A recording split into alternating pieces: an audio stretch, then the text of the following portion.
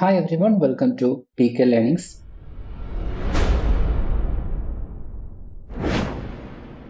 അപ്പോൾ നിങ്ങളെല്ലാവരും secretariat prelims എക്സാമിനേഷൻ്റെ first and second stage complete ആയിട്ട് നിൽക്കുകയാണ്. 2 സ്റ്റേജുകളിലായിട്ട് സക്സസ്ഫുള്ളി ആ ഒരു എക്സാമിനേഷൻ കംപ്ലീറ്റ് ആയിട്ടുണ്ട്.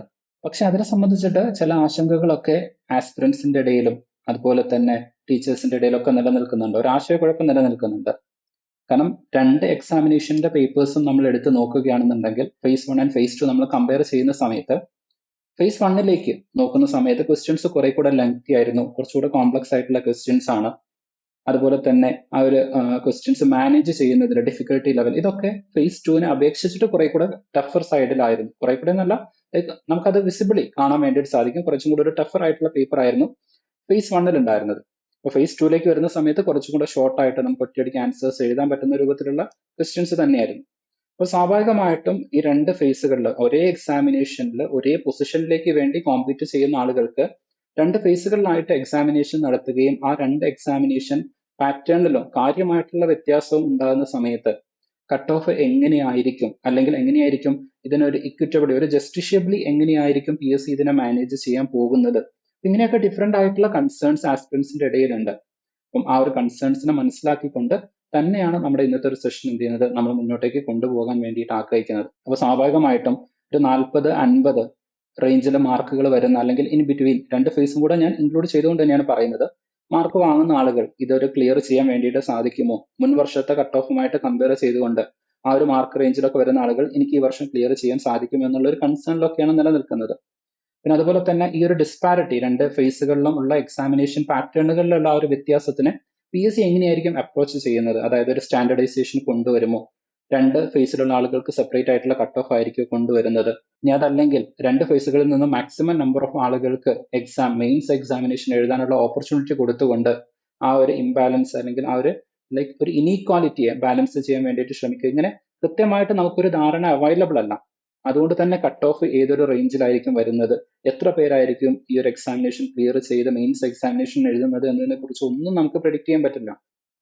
അപ്പം അതിനെക്കുറിച്ചൊന്നും നിങ്ങൾക്ക് കൺസേൺ ആവാനുള്ള സമയമോ സാഹചര്യമോ അല്ല ഇത് എന്നുള്ളത് മനസ്സിലാക്കുക. അപ്പൊ സ്വാഭാവികമായിട്ടും നമുക്ക് മനസ്സിലാക്കാൻ പറ്റുന്ന ഒരു കാര്യം എന്ന് പറയുന്നത് മാക്സിമം നമ്പർ ഓഫ് സ്റ്റുഡൻസിനെ മെയിൻസ് എക്സാമിനേഷൻ എഴുതുന്നതിന് വേണ്ടിയിട്ട് PSC അനുവദിക്കും എന്നുള്ളത് തന്നെയാണ്.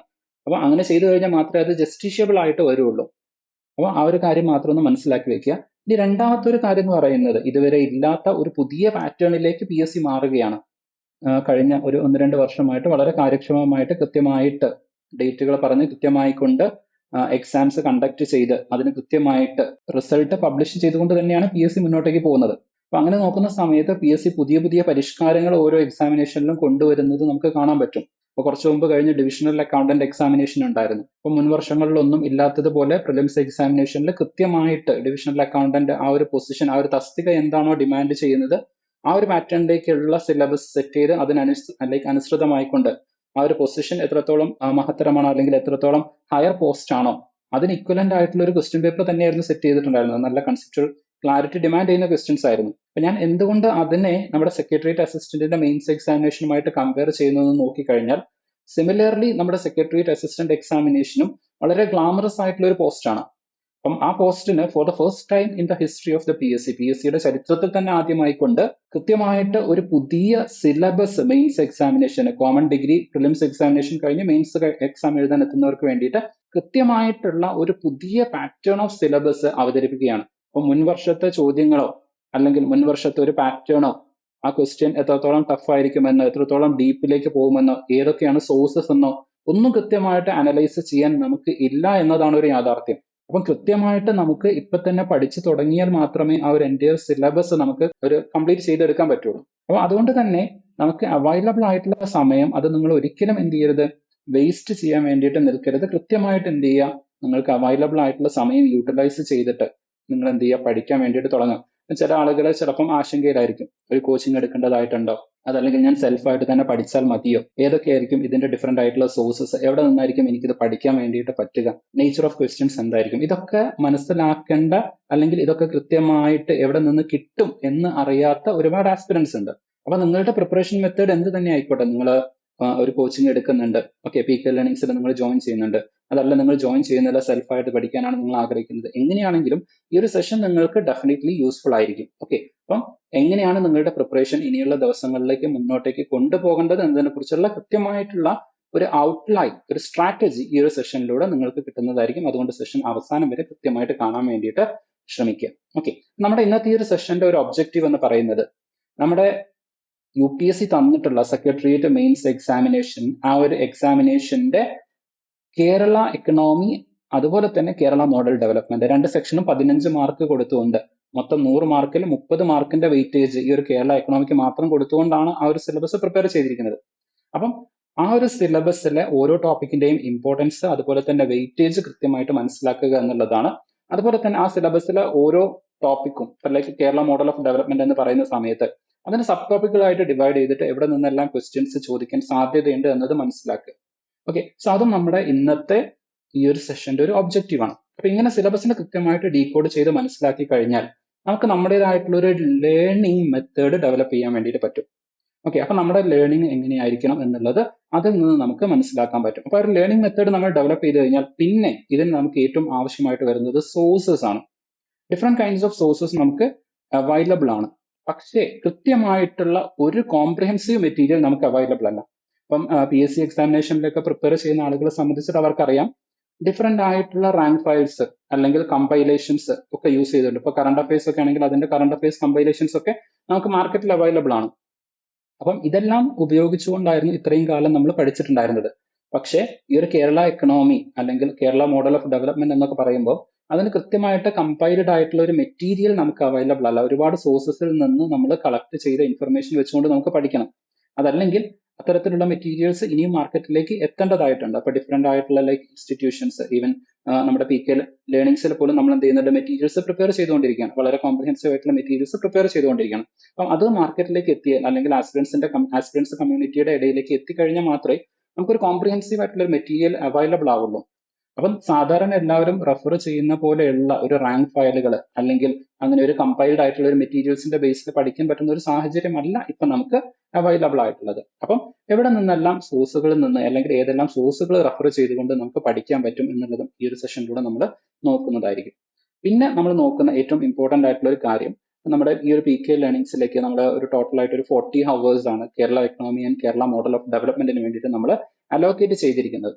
അപ്പം ആ ഒരു 40 ഹവേഴ്സ് ക്ലാസ്സുകളിൽ നിങ്ങൾക്ക് എന്തായിരിക്കും ലഭിക്കാൻ പോകുന്നത് എന്നുള്ളതിന്റെ ഒരു ബ്രീഫ്, ആ ഒരു ടോട്ടൽ ആയിട്ട് ഒരു 20 മൊഡ്യൂൾസ് ആയിട്ടാണ് നമ്മൾ ക്ലാസ്സുകൾ ഷെഡ്യൂൾ ചെയ്തിരിക്കുന്നത്. ഓരോ മൊഡ്യൂൾസും 2 മണിക്കൂറിന്റെ ക്ലാസ്സുകളായിരിക്കും. അപ്പൊ ആ ഒരു ടോട്ടൽ മൊഡ്യൂൾസ് ഏതൊക്കെയാണ് എന്നുള്ളതും കൂടെ വളരെ ബ്രീഫ് ആയിട്ടൊന്ന് ക്ലാസ്സിന്റെ ടുവേർഡ്സ് ദ എൻഡ് പറയുന്നതായിരിക്കും. ഓക്കെ, സോ ഇത്രയും കാര്യങ്ങളാണ് നമ്മുടെ ഈ ഒരു സെഷന്റെ ഒബ്ജക്റ്റീവ് ആയിട്ട് നമ്മൾ മുന്നോട്ടേക്ക് വെക്കുന്നത്. ഇനി നമുക്ക് നോക്കാം എന്തുകൊണ്ടാണ് ഈ പറയുന്ന കേരള എക്കണോമി എന്ന് പറയുന്നത് ഇത്രത്തോളം ഇമ്പോർട്ടന്റ് ആയിട്ട് വരുന്നത്. അപ്പൊ അതിൽ ഫസ്റ്റ് തന്നെ എനിക്ക് നിങ്ങളുടെ അടുത്ത് പറയാനുള്ള ഒരു കാര്യം എന്ന് പറയുന്നത്, ഈ ഒരു കാര്യം നിങ്ങൾ നന്നായിട്ട് നോക്കി വെക്കുക. അതായത് ഇനി വരാൻ പോകുന്ന ഫ്യൂച്ചർ എക്സാമിനേഷനിലും ഫ്യൂച്ചർ എക്സാമുകളിലും കൃത്യമായിട്ട് കേരള എക്കണോമി എന്ന് പറയുന്ന ഒരു സബ്ജക്ട് നിങ്ങൾക്ക് കാണാൻ വേണ്ടിയിട്ട് പറ്റും. അപ്പം കേരളത്തിന്റെ എക്കണോമിക് മോഡൽ നിങ്ങൾ കുറച്ചു കാലമായിട്ട് PSCക്ക് പ്രിപ്പയർ ചെയ്യുന്നവരാണ്, അല്ലെങ്കിൽ ടു സം എക്സ്റ്റെന്റ് നമ്മുടെ കേരളത്തിനെ കുറിച്ചിട്ട് അല്ലെങ്കിൽ പൊളിറ്റിക്കൽ ആയിട്ടുള്ള കാര്യങ്ങളൊക്കെ ഒന്ന് ഒബ്സർവ് ചെയ്യുന്ന ആളുകളാണ് എന്നുണ്ടെങ്കിൽ നിങ്ങൾക്ക് ഒബ്വിയസ്ലി മനസ്സിലായിട്ടുള്ള ഒരു കാര്യമായിരിക്കും, നമ്മുടെ കേരളം ഇസ് ലൈക്ക് കേരളം മറ്റ് ഇന്ത്യൻ സംസ്ഥാനങ്ങളും ഒക്കെ ആയിട്ട് കമ്പയർ ചെയ്യുന്ന സമയത്ത് ഇറ്റ് ഇസ് യുണീക്ക് ആണ്. പല ആസ്പെക്റ്റിലും നമ്മുടെ കേരളം യുണീക്ക് ആണ്. എക്കണോമിക് ഡെവലപ്മെന്റ് ആയി കഴിഞ്ഞാലും നമ്മുടെ പൊളിറ്റിക്കൽ തിങ്കിങ്ങിന്റെ കാര്യത്തിലായാലും അതുപോലെ തന്നെ ലൈക്ക് നമ്മുടെ ഹ്യൂമൻ ഡെവലപ്മെന്റിന്റെ കാര്യത്തിലായാലും ഓക്കെ, നമ്മുടെ എൻവിറോൺമെന്റൽ കൺസേൺസ് അല്ലെങ്കിൽ എൻവിറോൺമെന്റൽ പ്രൊട്ടക്ഷന്റെ കാര്യത്തിലായാലും ഇതിലൊക്കെ നമ്മൾ ഡിഫറെന്റ് ആണ്. അപ്പൊ അതുകൊണ്ട് തന്നെ കേരളത്തിന് ഒരു യുണീക്ക് ഡെവലപ്മെന്റ് മെത്തേഡ് അല്ലെങ്കിൽ ഒരു യുണീക്ക് ഡെവലപ്മെന്റ് പാത്വേ ആണുള്ളത്. അതിനെക്കുറിച്ചൊക്കെ ഡീറ്റെയിൽ ആയിട്ട് നമ്മൾ പഠിക്കും. ഓക്കെ, അതുകൊണ്ട് തന്നെ കേരളത്തിന്റെ ഈ ഒരു എക്കണോമിക് മോഡലിനെ പ്രൊജക്ട് ചെയ്യാൻ വേണ്ടിയിട്ട് റീസെന്റ് ടൈംസിൽ ഗവൺമെന്റ് ഒരുപാട് ശ്രമിക്കുന്നുണ്ട്. അപ്പൊ സ്വാഭാവികമായിട്ടും കേരളത്തിന്റെ എക്കണോമിയെ കുറിച്ചിട്ടും എക്കണോമിക് ഡെവലപ്മെന്റിനെ കുറിച്ചിട്ടും ഒക്കെ സാധാരണ ജനങ്ങളുടെ ഇടയിൽ എസ്പെഷ്യലി യുവാക്കളുടെ ഇടയിൽ കൃത്യമായിട്ടുള്ള ഒരു ധാരണ വരുത്തുന്നതിന് വേണ്ടിയിട്ട് ഏറ്റവും നല്ല മെത്തേഡ് എന്ന് പറയുന്നത് ഗവൺമെന്റ് പൊസിഷൻ അല്ലെങ്കിൽ ഗവൺമെന്റ് തസ്തികകളിലേക്ക് നടക്കുന്ന കോമ്പറ്റേറ്റീവ് എക്സാമിനേഷനിലെ സിലബസിൽ അത് ഇൻക്ലൂഡ് ചെയ്യുക എന്നുള്ളതാണ്. സോ ഇത് ഒന്നാമത്തെ കാര്യം. ഇനി രണ്ടാമത്തെ കാര്യം, നിങ്ങൾ ഗവൺമെന്റ് സർവീസിലേക്ക് എത്തുന്ന സമയത്ത് സ്വാഭാവികമായിട്ടും ഗവൺമെന്റിന്റെ ബഡ്ജറ്റ് മാനേജ്മെന്റിന്റെ ഏതെങ്കിലും രൂപത്തിൽ നിങ്ങൾ എന്തായിരിക്കും ഇൻവോൾവ്ഡ് ആയിരിക്കും. ഓക്കെ, സോ അവർ ലൈക്ക് ചിലപ്പം പോളിസി മേക്കിങ്ങിലായിരിക്കും, പോളിസി ഇംപ്ലിമെന്റേഷനിലായിരിക്കും, പോളിസി റിവ്യൂലായിരിക്കും. സെക്രട്ടേറിയറ്റ് തസ്തികകളിലേക്കൊക്കെ എത്തുന്ന സമയത്ത് കുറച്ചുകൂടി ഒരു ഹയർ ലെവലിലേക്കൊക്കെ എത്തുകയാണ് എന്നുണ്ടെങ്കിൽ, ഒരു സെക്ഷൻ ഓഫീസർ ഒരു ഹയർ ലെവലിലേക്കൊക്കെ നിങ്ങൾ പ്രൊമോട്ടഡ് ആയിട്ട് എത്തുന്ന സമയത്ത് ആ പോളിസി മേക്കിങ്ങിൽ നിങ്ങളുടേതായിട്ടുള്ള കോൺട്രിബ്യൂഷൻ വരും. അപ്പം ആ ഒരു കേരള എക്കണോമിയെ കുറിച്ചിട്ട് നിങ്ങൾക്ക് കൃത്യമായിട്ടുള്ള ഒരു അറിവ് നിങ്ങൾക്ക് ഉണ്ടായിരിക്കണം. അപ്പം ഒന്ന്, ഗവൺമെന്റിൻ്റെതായിട്ടുള്ള ഇൻട്രസ്റ്റ് ഉണ്ട്. രണ്ടാമത്തത്, നിങ്ങളുടെ ജോബ് ഇത് ഡിമാൻഡ് ചെയ്യുന്നുണ്ട്. അപ്പൊ സ്വാഭാവികമായിട്ടും ഈ രണ്ട് കാര്യങ്ങൾ ഉള്ളത് കൊണ്ട് തന്നെ കേരള എക്കണോമിക്ക് വളരെ കൃത്യമായിട്ടുള്ള ഒരു വെയിറ്റേജ് കൊടുത്തിരിക്കുന്നത് കാണാൻ പറ്റും. Kerala economy plus Kerala model of development, ഇത് രണ്ടും കൂടെ കമ്പൈൻ ചെയ്ത് കഴിഞ്ഞാൽ 30%, 100-ൽ 30 മാർക്ക് കൊടുത്തിരിക്കുന്നതും ഈ ഒരു പെർട്ടിക്കുലർ ടോപ്പിക്കിനാണ്. ഇനി വരാൻ പോകുന്ന എക്സാമിനേഷൻസിലും, ഇപ്പൊ നമ്മുടെ കുറച്ചു കാലം കഴിഞ്ഞ് കഴിഞ്ഞാൽ യൂണിവേഴ്സിറ്റി അസിസ്റ്റന്റ് എക്സാമിനേഷൻസ് വരുന്നുണ്ട്.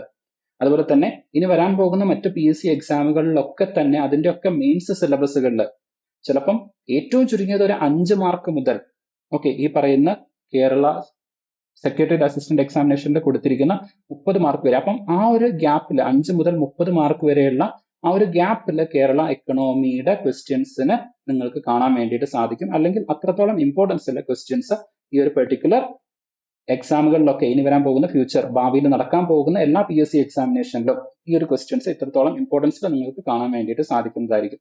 അതുകൊണ്ട് തന്നെ കേരള എക്കണോമി എന്ന് പറയുന്നതിനെ ഒരിക്കലും സെക്രട്ടേറിയറ്റ് അസിസ്റ്റന്റ് എക്സാമിനേഷന് മാത്രമുള്ള ഒരു സബ്ജക്റ്റ് ആയിട്ട് നിങ്ങൾ അപ്രോച്ച് ചെയ്യരുത്. നിങ്ങളുടെ അപ്കമിംഗ് ആയിട്ട് ഇനിയും നിങ്ങൾ PSC എക്സാമിനേഷനിൽ ഏതെങ്കിലും മറ്റ് തസ്തികകളിലേക്കൊക്കെ എഴുതാൻ ആഗ്രഹിക്കുന്നുണ്ടെങ്കിൽ അവിടേക്ക് എല്ലാം കൃത്യമായിട്ട് ആവശ്യമായിട്ടുള്ള ഒരു സബ്ജക്റ്റ് അല്ലെങ്കിൽ സബ്ജക്ട് നോളജ് ആണ് കേരള എക്കണോമി എന്ന് പറയുന്നത്. അടുത്തത്, കേരള എക്കണോമിയെ സംബന്ധിച്ചിട്ട് നമ്മൾ ജസ്റ്റ് നോക്കുകയാണെന്നുണ്ടെങ്കിൽ ഒരു സോഴ്സ് നമ്മൾ റെഫർ ചെയ്യുന്ന സമയത്ത് നമുക്ക് ടു സം എക്സ്റ്റെന്റ് നമുക്ക് മനസ്സിലാക്കാൻ പറ്റും ഈ ക്വസ്റ്റ്യൻസ് വരുമോ വരില്ലേ, അല്ലെങ്കിൽ നേച്ചർ ഓഫ് ക്വസ്റ്റ്യൻസ് എങ്ങനെയായിരിക്കും, എക്സാമിനിന്റെ പാറ്റേൺ ഓഫ് ക്വസ്റ്റ്യൻസ് എങ്ങനെയായിരിക്കും എന്നുള്ളത് നമുക്ക് പ്രെഡിക്റ്റ് ചെയ്യാൻ പറ്റും. അതിൽ നമ്മളെ ഏറ്റവും കൂടുതൽ ഹെൽപ്പ് ചെയ്യുന്നത് ഇതുവരെ കേരള എക്കണോമി എന്ന് പറഞ്ഞത് ഇത്രയും വാസ്റ്റ് ആയിട്ടുള്ള ക്വസ്റ്റ്യൻസ് അല്ലെങ്കിൽ സിലബസ് PSC സെറ്റ് ചെയ്തിട്ടില്ല, ദാറ്റ് ഇസ് ട്രൂ. പക്ഷെ എന്നിരുന്നാൽ പോലും മുൻവർഷ ക്വസ്റ്റ്യൻ പേപ്പേഴ്സ്, കഴിഞ്ഞ കാലങ്ങളിലുള്ള ക്വസ്റ്റ്യൻ പേപ്പേഴ്സ് നമ്മൾ പരിശോധിച്ചാൽ കേരള എക്കണോമിയുടെ ഭാഗത്ത് നിന്ന് വന്നിട്ടുള്ള ക്വസ്റ്റ്യൻസ് മുഴുവൻ നമ്മൾ എടുത്തു വെച്ച് പരിശോധിച്ചാൽ നമുക്ക് ഏകദേശം ഒരു ഐഡിയ കിട്ടും. ഈ ഒരു രൂപത്തിലായിരിക്കും ക്വസ്റ്റ്യൻസ് വരാൻ പോകുന്നത്, എവിടെയൊക്കെ ആയിരിക്കും PSC എംഫസിസ് ചെയ്യാൻ വേണ്ടിയിട്ട് പോകുന്നത്. അപ്പം അതുപോലെ തന്നെ റീസെന്റ് ആയിട്ടുള്ള കേരളത്തിന്റെ ഒരു കറണ്ട് അഫയേഴ്സ്, കേരള സ്പെസിഫിക് ആയിട്ടുള്ള കറണ്ട് അഫയേഴ്സ് നിങ്ങൾ ഫോളോ ചെയ്യുന്നുണ്ടെങ്കിൽ അപ്പോഴും നിങ്ങൾക്ക് കൃത്യമായിട്ട് മനസ്സിലാക്കാം ഏതെല്ലാം ഏരിയകളിൽ ഫോക്കസ് ചെയ്തുകൊണ്ടായിരിക്കും ക്വസ്റ്റ്യൻസ് വരുന്നത് എന്നുള്ളത്. അതുകൊണ്ട് തന്നെ നിങ്ങൾക്ക് പഠിക്കാൻ പറ്റാത്തതോ മാനേജ് ചെയ്യാൻ പറ്റാത്തതോ ആയിട്ടുള്ള ഒരു ടോപ്പിക് ഒന്നുമല്ല കേരള എക്കണോമി എന്ന് പറയുന്നത്. കൃത്യമായിട്ട് അത് നമുക്ക് കവർ ചെയ്യാൻ വേണ്ടിയിട്ട് സാധിക്കുന്നതാണ്. പിന്നെ ഫോർ ദ 1 ഇയർ, ഞാനൊരു 1 ഇയറിന്റെ ടൈം സ്പാൻ ആണ് എടുക്കുന്നത്. അതിന്റെ ഉള്ളിൽ കേരള എക്കണോമി എന്ന് പറയുന്നത് ഒരു സ്റ്റാറ്റിക് ടോപ്പിക് ആയിരിക്കും. പക്ഷെ ഓരോ വർഷം കഴിയുന്ന സമയത്തും അതിൽ ഡിഫറൻസ് ഉണ്ടായിരിക്കും. ഇപ്പൊ എസ്പെഷ്യലി ലൈക്ക് നമ്മുടെ physical deficit, revenue deficit, primary deficit, so ഇങ്ങനെ ഡിഫറെന്റ് ആയിട്ടുള്ള കാര്യങ്ങളിൽ ചേഞ്ചസ് വരും. ഈവൻ എഫക്റ്റീവ് റവന്യൂ ഡെഫിസിറ്റ്, ഇങ്ങനെ ഡിഫറെന്റ് ആയിട്ടുള്ള കൺസെപ്റ്റുകളുണ്ട്. ഇതിലൊക്കെ മാറ്റം വന്നുകൊണ്ടിരിക്കും. ഈ വർഷത്തെ നമ്മുടെ എസ്റ്റിമേറ്റ് അല്ലെങ്കിൽ ഈ വർഷത്തെ നമ്മുടെ ടോട്ടൽ ആയിട്ട് വരുന്ന ഡെഫിസിറ്റുകൾ ആയിരിക്കില്ല അടുത്ത വർഷത്തേക്ക് വരുന്ന സമയത്ത്. ഈ വർഷത്തെ ബഡ്ജറ്റ് അലോക്കേഷൻ ആയിരിക്കില്ല അടുത്ത വർഷത്തേക്ക്. പക്ഷേ ഈ ഒരു വർഷത്തെ കാര്യങ്ങൾ സ്റ്റാറ്റിക് ആണ് എന്ന് വെച്ച് കഴിഞ്ഞാൽ ഓൾറെഡി നമ്മുടെ എക്കണോമിക് റിവ്യൂ വന്നിട്ടുണ്ട്. ഇപ്പൊ ഇന്ത്യയുടെ കേസിൽ ബഡ്ജറ്റിന്റെ കൂടെ തന്നെ നമ്മൾ എക്കണോമിക് സർവേ പ്രസന്റ് ചെയ്യാറുണ്ട്. അതേപോലെ തന്നെ കേരളത്തിന്റെ കേസിൽ നമുക്കൊരു എക്കണോമിക് റിവ്യൂ ആണുള്ളത്. നമ്മുടെ എക്കണോമിയെ കുറിച്ച്, കേരള എക്കണോമിയെ കുറിച്ച് പഠിക്കാൻ ഏറ്റവും നല്ല സോഴ്സ് എന്ന് പറയുന്നത് കേരള ഗവൺമെന്റ് തന്നെ പബ്ലിഷ് ചെയ്യുന്ന എക്കണോമിക് റിവ്യൂ ആണ്. അപ്പോൾ ഈ ഒരു എക്കണോമിക് റിവ്യൂവിൽ നിന്നാണ് നമ്മൾ മോസ്റ്റ്ലി ഇൻഫർമേഷൻസ് എടുക്കുന്നത്. അപ്പം അടുത്തൊരു എക്കണോമിക് റിവ്യൂ വരുന്നത് വരെ ആ ഒരു ഇൻഫർമേഷൻസ് സ്റ്റാറ്റിക് ആണ്. അപ്പം ഈ എക്കണോമിക് റിവ്യൂ ഓൾറെഡി വന്നിട്ടുണ്ട്. അടുത്ത എക്കണോമിക് റിവ്യൂ അടുത്ത വർഷമായിരിക്കും വരുന്നത്. അതിന്റെ ഇടയ്ക്ക് സെക്രട്ടറി അസിസ്റ്റന്റ് എക്സാമിനേഷൻ നടക്കും. അപ്പൊ നിങ്ങൾക്കുള്ള ഇൻഫർമേഷൻ എന്ന് പറയുന്നത് ഈ ഒരു വിത്തിൻ 1 ഇയർ സ്പാനിൽ അത് സ്റ്റാറ്റിക് ആണ്. അതിൽ കാര്യമായിട്ടുള്ള മാറ്റങ്ങളൊന്നും വരാൻ പോകുന്നില്ല. അപ്പൊ അതുകൊണ്ട് കൃത്യമായിട്ട് എന്ത് ചെയ്യാം, ആ ഇൻഫർമേഷൻസ് വൺ ടൈം നിങ്ങൾ എന്ത് ചെയ്താൽ മതി, പഠിച്ചാൽ മതി. എക്കണോമി എന്ന് പറയുന്നത് ഡെഫിനറ്റ്ലി ഒരു ഡൈനാമിക് ആയിട്ടുള്ള സബ്ജക്ട് ആണ്. എന്നിരുന്നാൽ പോലും നമ്മുടെ എക്സാമിനേഷൻ കറക്റ്റ് ആയിട്ട് ഈ ഒരു വിത്തിൻ 1 ഇയർ സ്പാനിന്റെ ഉള്ളിൽ വരുന്നത് കൊണ്ട് ഇൻഫർമേഷൻസ് സ്റ്റാറ്റിക് ആണ് എന്നുള്ളത് എന്ത് ചെയ്യാം, മനസ്സിലാക്കുക. ഇനി ഏതൊക്കെ കാര്യങ്ങളിലായിരിക്കും, ഇപ്പൊ എസ്പെഷ്യലി ഗവൺമെന്റിനെ സംബന്ധിച്ചിട്ട് ഗവൺമെന്റിന്റെ പോളിസി മേക്കിംഗ്, ഗവൺമെന്റിന്റെ പ്രോഗ്രാം ഇംപ്ലിമെന്റേഷൻ, ഇതിലേക്കൊക്കെയാണ് PSCയിലൂടെ റിക്രൂട്ട്മെന്റിലൂടെ ആളുകളെ എടുക്കുന്നത്. അപ്പോൾ അതുകൊണ്ട് തന്നെ ആ ഏരിയകളിലുള്ള ക്വസ്റ്റ്യൻസ് കൂടുതലായിട്ട് വരാനുള്ള ഒരു സാധ്യത ഡെഫിനറ്റ്ലി അപ്കമിംഗ് ആയിട്ടുള്ള എക്സാമിനേഷനിൽ കാണുന്നുണ്ട്. അതിനെ പ്രൊമോട്ട് ചെയ്യുന്നതിന് വേണ്ടിയിട്ട്, അവയർനെസ് ജനങ്ങളുടെ ഇടയിൽ ഉണ്ടാക്കുന്നതിന് വേണ്ടിയിട്ടൊക്കെ എന്ത് ചെയ്യുന്നുണ്ട്, ഗവൺമെന്റ് ശ്രമിക്കുന്നുണ്ട്. അപ്പം ഇത്തരം കാര്യങ്ങളൊക്കെ നിങ്ങൾക്ക് ഓൾറെഡി അറിയാവുന്നതാണ്. ഈ ക്വസ്റ്റ്യന്റെ നേച്ചർ അല്ലെങ്കിൽ സ്വഭാവം എങ്ങനെയായിരിക്കും എന്ന് ചോദിച്ചു കഴിഞ്ഞാൽ, റീസെന്റ് റീസെന്റ് അല്ല, കഴിഞ്ഞ ഒരു 3-4 വർഷമായിക്കൊണ്ട് PSC ഫാക്ച്വൽ ഇൻഫർമേഷനിൽ നിന്ന് പതിയെ പതിയെ കൺസെപ്ച്വൽ ക്ലാരിറ്റിയിലേക്കും അനാലിറ്റിക്കൽ തിങ്കിങ്ങിലേക്കും ഒക്കെ അവരുടെ ക്വസ്റ്റ്യൻസിന്റെയും എക്സാമിനേഷന്റെയും പാറ്റേൺ ചേഞ്ച് ചെയ്യുന്നതായിട്ട് കാണാൻ വേണ്ടിയിട്ട് സാധിക്കുന്നുണ്ട്. അപ്പം അതുകൊണ്ട് തന്നെ അപ്കമിംഗ് ആയിട്ടുള്ള സെക്രട്ടേറിയറ്റ് അസിസ്റ്റന്റ് എക്സാമിനേഷന്റെ മെയിൻസ് എക്സാമിനേഷൻ അല്ലെങ്കിൽ ക്വസ്റ്റ്യൻ പേപ്പറിലും ഇതിന്റെ കൃത്യമായിട്ടുള്ള ഒരു ബാലൻസിങ് നമുക്ക് കാണാൻ വേണ്ടിയിട്ട് സാധിക്കും. അത് കൺസെപ്ച്വൽ ബേസ്ഡ് ആയിട്ടുള്ള ക്വസ്റ്റ്യൻസും അതുപോലെ തന്നെ ഫാക്ച്വൽ ആയിട്ടുള്ള ഫാക്ച്വൽ ക്വസ്റ്റ്യൻസും ഉണ്ടായിരിക്കും. ചിലപ്പം ഫാക്ച്വൽ ഇൻഫർമേഷന്റെ ബേസിൽ നടത്തേണ്ട അനാലിറ്റിക്കൽ ആയിട്ടുള്ള ക്വസ്റ്റ്യൻസും ഉണ്ടായിരിക്കും. അപ്പോൾ അത്തരം ക്വസ്റ്റ്യൻസ് കുറെ കൂടെ ടഫർ സൈഡിലായിരിക്കും വരുന്നത്. അപ്പോൾ ഇങ്ങനെ എല്ലാ ടൈപ്പ് ഓഫ് ക്വസ്റ്റ്യൻസിന്റെയും ഒരു മിക്സ് ആയിരിക്കും അപ്കമിംഗ് ആയിട്ടുള്ള എക്സാമിനേഷൻ എന്നുള്ളത് ജസ്റ്റ് ഒന്ന് മനസ്സിലാക്കി വെക്കുക. അതുപോലെ തന്നെ കേരള എക്കണോമി എന്ന് പറയുന്ന ഒരു ടോപ്പിക് ഞാൻ എടുക്കുന്ന സമയത്ത്, ഞാനായിരിക്കും നിങ്ങൾക്ക് ആ ഒരു ടോപ്പിക് എടുക്കുന്നത്. അപ്പം ആ ഒരു ടോപ്പിക് എടുക്കുന്ന സമയത്ത് ഒരിക്കലും എനിക്ക് കേരള എക്കണോമി എന്ന് പറഞ്ഞുകൊണ്ട് കൃത്യമായിട്ട് ഒരു ഏരിയകളിൽ മാത്രമായിട്ട് എനിക്ക് ഫോക്കസ് ചെയ്യാൻ വേണ്ടിയിട്ട് പറ്റില്ല. ഇതാണ് കേരള എക്കണോമി എന്ന് പറഞ്ഞിട്ട് ഇവിടെ മാത്രമായിട്ട് എനിക്ക് നിൽക്കാൻ വേണ്ടിയിട്ട് സാധിക്കില്ല. ബിക്കോസ് കേരള എക്കണോമി എന്ന് പറയുന്നത് it is overlapping with Kerala governance. കേരള ഗവർണൻസുമായിട്ട് അത് എന്ത് ചെയ്യുന്നുണ്ട്, ഓവർലാപ്പ് ചെയ്യുന്നുണ്ട്. അതുപോലെ തന്നെ കേരളത്തിന്റെ ഡിഫറെന്റ് ആയിട്ടുള്ള സ്കീംസ്, പോളിസീസ് അതുമായിട്ട് എന്ത് ചെയ്യുന്നുണ്ട്, ഓവർലാപ്പ് ചെയ്യുന്നുണ്ട്. കേരള സൊസൈറ്റിയുമായിട്ട് എന്ത് ചെയ്യുന്നുണ്ട്, അത് ഓവർലാപ്പ് ചെയ്യുന്നുണ്ട്. കേരള ജോഗ്രഫിയുമായിട്ട് എന്ത് ചെയ്യുന്നുണ്ട്, നമ്മുടെ കേരള എക്കണോമി ഓവർലാപ്പ് ചെയ്ത് നിലനിൽക്കുന്നുണ്ട്. അതുപോലെ തന്നെ നമ്മുടെ കേരളത്തിന്റെ ഡിഫറെന്റ് ആയിട്ടുള്ള സോഷ്യൽ സെക്ടർ ഡെവലപ്മെന്റ് അല്ലെങ്കിൽ സൊസൈറ്റി, ഇതൊക്കെ ആയിട്ട് എന്ത് ചെയ്യുന്നുണ്ട്, ബന്ധപ്പെട്ട് നിലനിൽക്കുന്നുണ്ട്. അപ്പം ആ എല്ലാ ഏരിയകളിലേക്കും കൂടെ ഓവർലാപ്പ് ചെയ്തുകൊണ്ട് ടു സം എക്സ്റ്റെന്റ് ഹിസ്റ്ററിയും വരുന്നുണ്ട്. കാരണം കേരള എക്കണോമിയുടെ സിലബസിൽ ലാൻഡ് റീഫോംസ് എന്ന് പറയുന്ന ഒരു ഭാഗം ഉൾപ്പെടുത്തിയിട്ടുണ്ട്. അപ്പൊ ആ ലാൻഡ് റീഫോംസ് എന്ന് പറയുന്നത് 1947 ശേഷം ആണ് എന്നുള്ളത് PSC വ്യക്തമാക്കിയിട്ടില്ല. ചിലപ്പം അതിനു മുമ്പുള്ള ലാൻഡ് റീഫോംസും കൂടെ ചോദിക്കാൻ സാധ്യതയുണ്ട്. അപ്പോൾ ഒരു ഹിസ്റ്റോറിക്കൽ പെർസ്പെക്റ്റീവും കൂടെ ഇത്തരത്തിലുള്ള ചോദ്യങ്ങൾക്ക് വരുന്നുണ്ട് എന്നുള്ളത് മനസ്സിലാക്കുക. അതുകൊണ്ട് തന്നെ കേരള എക്കണോമി എന്ന് പറയുന്ന ഒരു സബ്ജക്ട് ഞാൻ എടുക്കുന്ന സമയത്ത് ഡെഫിനറ്റ്ലി മറ്റ് സബ്ജക്റ്റുകൾ അല്ലെങ്കിൽ മറ്റ് കോർ ഏരിയാസും കൂടെ കണക്ട് ചെയ്തുകൊണ്ടായിരിക്കും നിങ്ങൾക്ക് ആ ഒരു സബ്ജക്ട് ഹാൻഡിൽ ചെയ്യുന്നത്. ഇത് എന്തിനു വേണ്ടിയിട്ടാണെന്ന് ചോദിച്ചു കഴിഞ്ഞാൽ, ഞാൻ തൊട്ട് മുമ്പ് പറഞ്ഞ പോലെ നിങ്ങൾക്ക് ഫാക്ച്വൽ ഇൻഫർമേഷൻ മാത്രം പോരാ, കൺസെപ്ച്വൽ ക്ലാരിറ്റി, അനാലിറ്റിക്കൽ തിങ്കിങ് ഇതെല്ലാം കൂടെ ഡെവലപ്പ് ചെയ്തെടുക്കണം എന്നുണ്ടെങ്കിൽ ആ സബ്ജക്റ്റിനെ കൃത്യമായിട്ട് മനസ്സിലാക്കിയിട്ടുണ്ടായിരിക്കണം. ഓക്കെ, സോ അതുകൊണ്ട് ആ ഒരു പെർസ്പെക്റ്റീവിലായിരിക്കും നമ്മൾ എന്ത് ചെയ്യുന്നത്, ഈ ഒരു സബ്ജക്റ്റിനെ അപ്രോച്ച് ചെയ്യുന്നത്. അപ്പം കേരള എക്കണോമി എന്ന് പറയുന്നത് it is well connected with the other subject. കേരളത്തിന്റെ ജോഗ്രഫിയുമായിട്ട്, കേരളത്തിന്റെ എൻവറോൺമെന്റുമായിട്ട്, കേരളത്തിന്റെ സൊസൈറ്റിയുമായിട്ട്, കേരളത്തിന്റെ സോഷ്യൽ ഡെവലപ്മെന്റുമായിട്ട്, കേരളത്തിന്റെ ഹിസ്റ്ററിയുമായിട്ട് ഒക്കെ ഇത് കണക്റ്റഡ് ആണ്. അതുകൊണ്ട് തന്നെ Kerala economy is A very important topic. Okay, അപ്പൊ ഇത്രത്തോളം ഇമ്പോർട്ടൻസ് വരുന്നത് കൊണ്ട് കൂടിയാണ് PSC ഈ ഒരു ടോപ്പിക്കിന് ഇത്രത്തോളം ഇമ്പോർട്ടൻസ് കൊടുക്കുന്നത്. ഇനി നമ്മൾ സിലബസിലേക്ക് വരുന്ന സമയത്ത് definitely we have to understand what are the priority areas. എവിടെയൊക്കെയാണ് നമ്മൾ പ്രയോറിറ്റൈസ് ചെയ്യേണ്ടത്, ഏതെല്ലാമാണ് പ്രയോറിറ്റി ഏരിയ എന്നുള്ളത് കൃത്യമായിട്ട് നമ്മളൊന്ന് മനസ്സിലാക്കി വെക്കണം. അപ്പം 2 ഭാഗമായിട്ട് കേരള എക്കണോമിയെ കൃത്യമായിട്ട് ഡിവൈഡ് ചെയ്തിട്ടുണ്ട്. ആദ്യം വരുന്നത് കേരള എക്കണോമി 15 മാർക്കിനാണ്. രണ്ടാമത്തത് Kerala model of development. Okay, 15 മാർക്കിന്. ഗ്ലോബലി ലൈക്ക് ഇന്ത്യ ഒട്ടാകെ, ചിലപ്പം നമുക്ക് ഗ്ലോബലി എന്ന് തന്നെ പറയാം, ഗ്ലോബലി ഡിസ്കസ് ചെയ്തിട്ടുള്ള ഒരു ഡെവലപ്മെന്റൽ മെത്തേഡ് അല്ലെങ്കിൽ മോഡലാണ് കേരള മോഡൽ ഓഫ് ഡെവലപ്മെന്റ് എന്ന് പറയുന്നത്. അപ്പൊ സ്വാഭാവികമായിട്ടും അതിനും കൃത്യമായിട്ടുള്ള ഒരു ഇമ്പോർട്ടൻസ് കൊടുത്തുകൊണ്ട് തന്നെയാണ് ഈ ഒരു സിലബസ് പ്രിപ്പയർ ചെയ്തിരിക്കുന്നത്. ഇപ്പോൾ സിലബസ് ഓൾറെഡി നിങ്ങൾ പലരും കണ്ടിട്ടുണ്ടായിരിക്കും. എന്നിരുന്നാലും നമുക്ക് ജസ്റ്റ് ഒന്ന് ഓടിച്ചു നോക്കാം എന്തൊക്കെയാണ് സിലബസിൽ കവർ ആയിട്ടുള്ളത് എന്നുള്ളത്. സോ ഫസ്റ്റ് തന്നെ നോക്കുന്ന സമയത്ത് Kerala economy since the formation of the state, ഇവിടെ കൃത്യമായിട്ട് പറയുന്നുണ്ട് ഫോർമേഷൻ മുതലുള്ള കാര്യം മാത്രം നമ്മൾ എന്ത് ചെയ്താൽ മതി, ഡിസ്കസ് ചെയ്താൽ മതി എന്നുള്ളത്. ബട്ട് ഈ ഫോർമേഷൻ, ആ ഒരു ഫോർമേഷന്റെ സിനാരിയോ അല്ലെങ്കിൽ ഫോർമേഷന്റെ സമയത്തുള്ള നമുക്ക് എക്കണോമിക് കണ്ടീഷൻസ് മനസ്സിലാക്കണമെന്നുണ്ടെങ്കിൽ അതിന് തൊട്ട് മുമ്പുള്ള കാര്യങ്ങളും കൂടെ കൃത്യമായിട്ട് ജസ്റ്റ് ഒന്ന് മനസ്സിലാക്കണം. എന്നാൽ നമുക്ക് കുറച്ചുകൂടി ഒരു ബെറ്റർ ക്ലാരിറ്റി കിട്ടും.